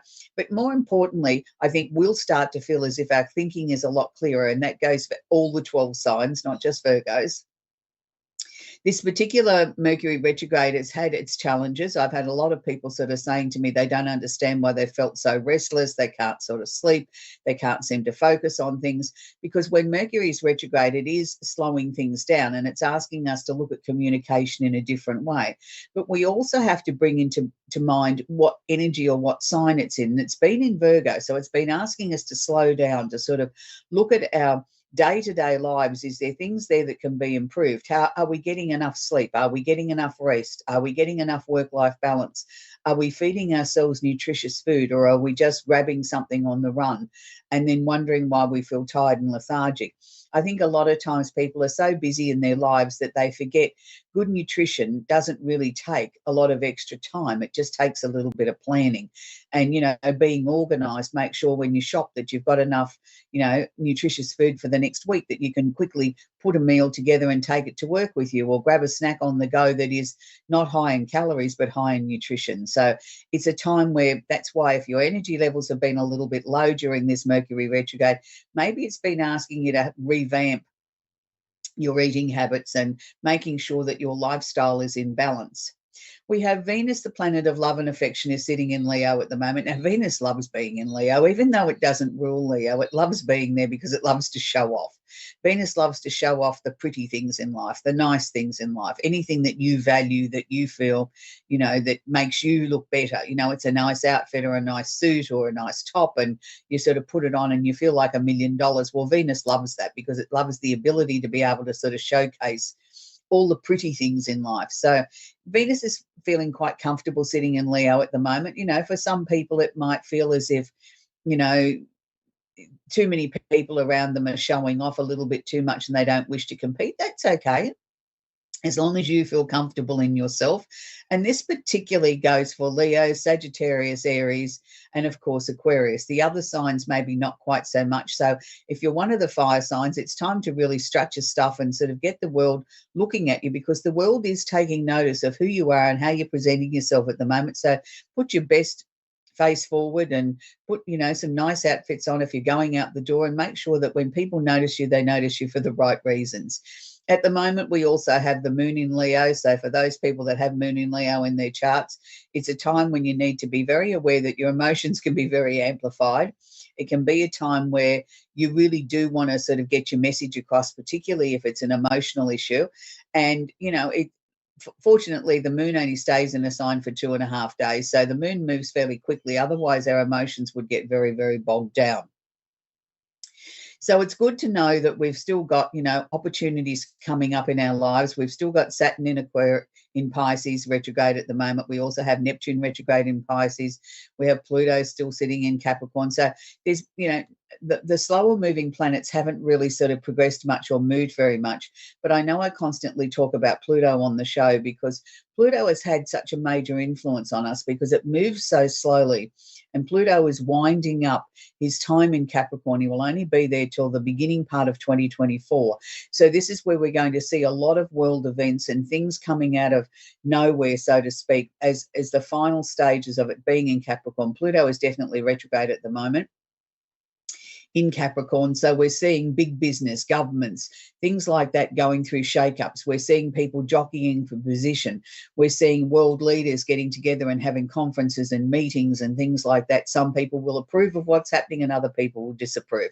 It's not for me to say what's right or wrong, and it's not for me to say what's right or wrong on an astrological level. Just know that people need to sort of get out there. There needs to be conversations. There needs to be meetings. There needs to be a real clarity on where nations stand and who they might form their alliances with and what they're actually working on. And hopefully they're working on some climate change issues, which I will be quite vocal about. We've only got to look at the weather events that are happening around the world. They're not just a 1 in 100-year flood or a 1 in 100-year earthquake or a bushfire or a fire. These are happening all too frequently. We're having a tremendous loss of life, as well as, the ability for people to rebuild their lives again. Their homes are destroyed, their habitats are destroyed, and it takes a long time to rebuild a community after an earthquake or a fire or a flood. And, it displaces a lot of people and it's a very expensive, costly exercise for the whole of the nation. So we really do need to start looking at climate change and start taking it seriously and start looking at what we can individually do as individuals, just changing some little habits like mentioning when you go and buy something that you don't require all this plastic packaging and pins and boxes and whatever. Let's get back to some more simplistic forms. We don't need some shiny, expensive packaging packaging to make us buy a shirt or to buy a pair of jeans or something like that. We can go back to the days where we put it in a paper bag and took it home. So maybe just, manufacturers will take notice if we all start to mention these sort of things and start to say no to plastics and, start getting back to some more natural things. I know there's a big shift here in Australia where we're going away from plastic cutlery and utensils and plastic bags when you shop and things like that. And it's nice to see, recyclable opportunities coming up that, we're not going backwards in that way. We're using things that are either renewable or going back to paper bags and things like that you can compost or they can be recycled. So the world is changing and we need to keep it up. We're going to talk with Heather in Winnipeg, in Manitoba, in Canada. Are you there, Heather? I am. Manitoba. I'm sorry I pronounced the name of your location wrong, Heather. How can I help you today? Do you have a question I can work for with you? I do. I just lost my dad, and I'm just wondering, we're dealing with a situation since his passing, and I'm just wondering whether I'm on the right path doing what he wanted me to do. Okay, Heather. Look, it's always difficult when you lose somebody that you're close to. And I mean, we all live in a society where we know that we're going to lose our parents at some stage, and we prepare the best we can, but it still comes as a shock when the time comes. First thing I will say to you that your dad is very, very, very, very happy with what you're orchestrating on his behalf. He couldn't be prouder of how you're handling things. I know that you've had your sad times, and I know that you've had your times of frustration as well, and other people don't seem to have their listening ears on and aren't cooperating quite as easily as what you think they should be. But that, I suppose, is their journey. But as far as handling his affairs and handling what he left behind that he wanted you to deal with, yes, he's extremely happy. It's interesting because he's not giving me a lot of anything about how he passed or anything like that. He just wanted you to know that he's proud of you, and that he gave me a beautiful oversized pink heart. So that usually means that, that's them sending their love. So was his death sort of sudden? Because I just sort of felt as if it was abrupt. It was, he had cancer, and then it went into remission. And then when it came back, it was a very quick passing. Yeah, that's what I thought. He didn't share with me anything. It was just the way that he spoke about it to me. I felt as if it was abrupt, it was he 1 minute, gone the next, sort of thing, very quick. So, yeah. And I mean, look, that I think is probably harder to deal with when you think somebody's beaten it and then it comes back and it takes them quickly, because you're not as prepared for it as you were the first time round, where, you went through all the agonizing treatments and everything like that and the not knowing, and then to have it beaten it and then for it to come back so quickly, I think it takes your breath away. It takes you by surprise. So, but look, sweetie, he's not unhappy with anything that you're doing. Is there a male person around you that's caused you some sort of aggravation over this? Not a male, no, a female. I've got a male energy, and I don't know how to interpret that. Your dad is sort of gone now. He's not giving me anything more about it, but I just felt this was a very male, sort of bombastic, bossy type of energy. That's why I thought it was male. Well, there is one person who is not really giving any feedback that's negative or anything, but there is a male in this part of the situation. Right. Okay. Maybe what your dad was sharing with me is maybe you've got to think like a man. Do you know what I mean? Like, be forthright, take charge, to sort of move forward that way. Maybe that's what he was meaning by that. Oh, that makes total sense. Yeah, because it was just an energy I got. He didn't give me anything else other than an energy, and I just assumed it was meaning a man because of the energy, the way it came through. It was sort of like, let's be very bossy, forthright, determined, plow through this, take no prisoners with you, just keep focused, and I'm not saying women can't be strong and dynamic, they can be, but we tend to think of that sort of more bossy, bombastic sort of behavior coming from a man. They call it that macho sort of energy. It's sort of like you've got to adopt that, and I think once you do that, you'll be able to move through whatever it is that you've got the blockage on at the moment. Okay.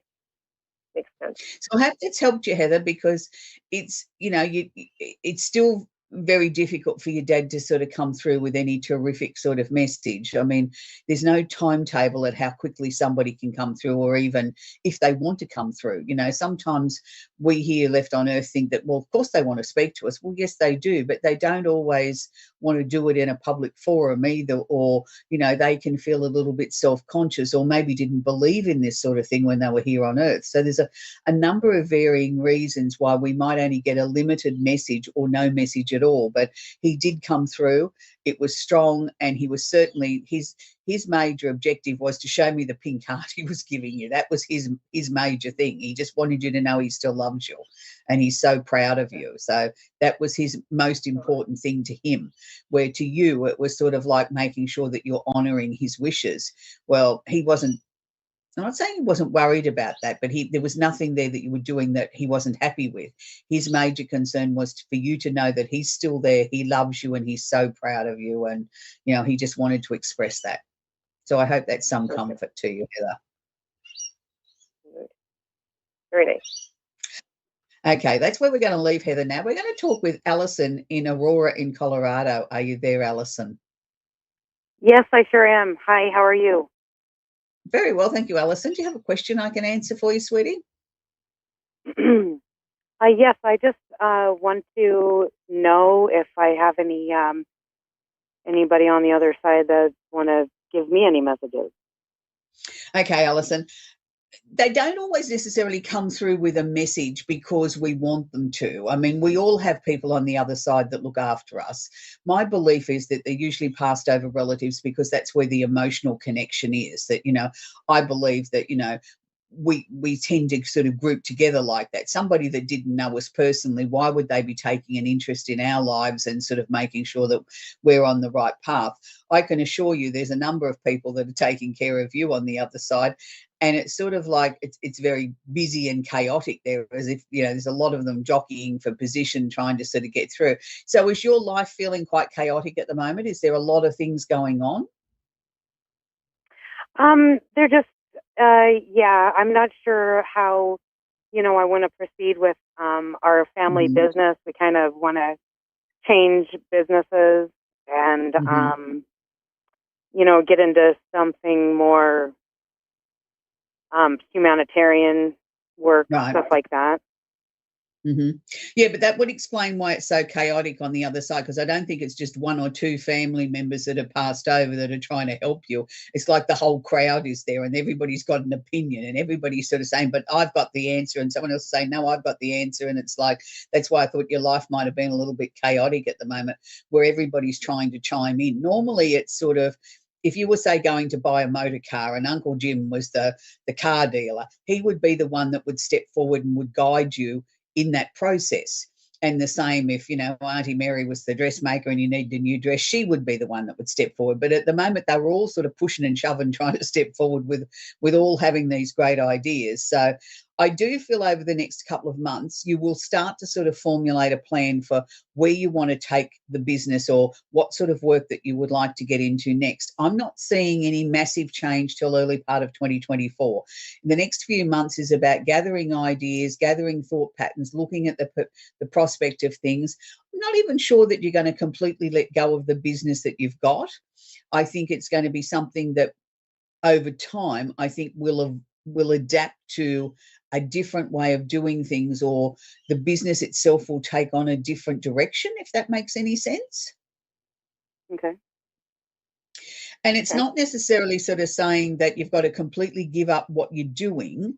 I think it's going to be, we're going to overlap it with other things that eventually the business itself will take a different direction and will become more of where you need to be going. I think it's admirable that you're looking at a humanitarian side of things or wanting to give back to the community more.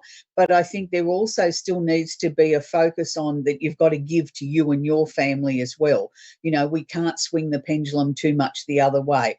I think sometimes, Alison, you tend to sort of take on board something and you go to the extreme or you take it to the edge. This is not the time to sort of do that. It's like we've got to bring everything into balance.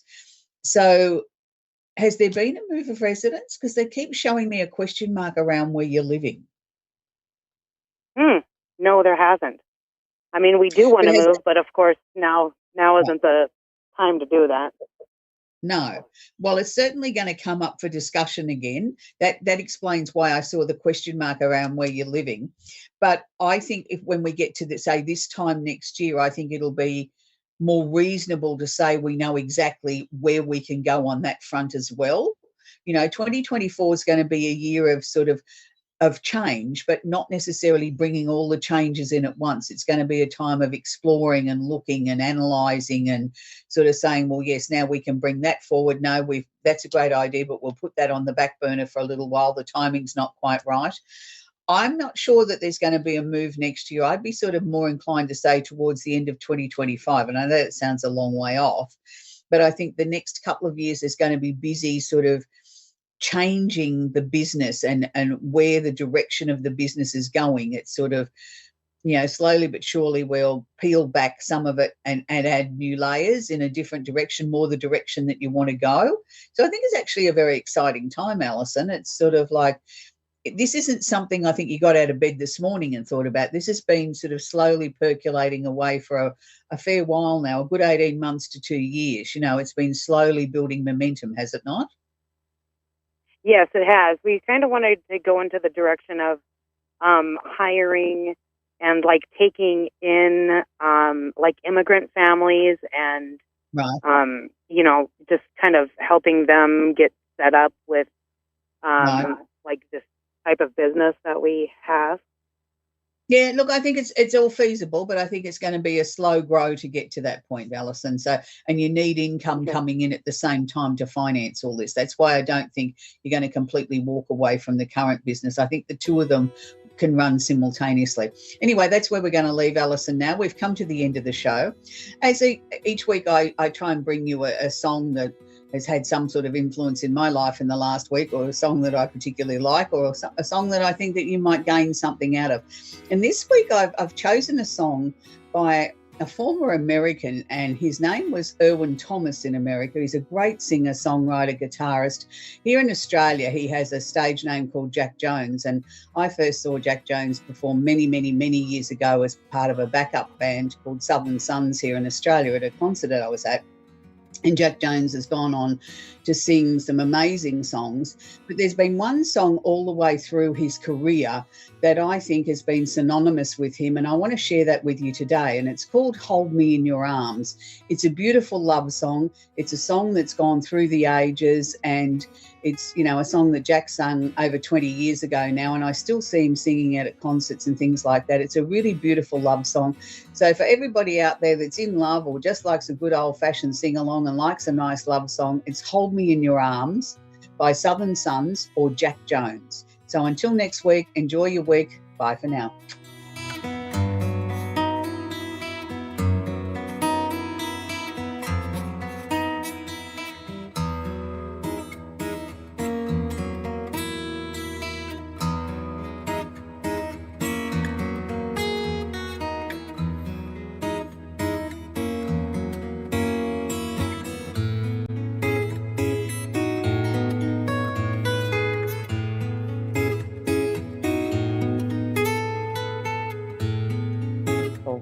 Is what I'm picking up. I think it is because you have the faith.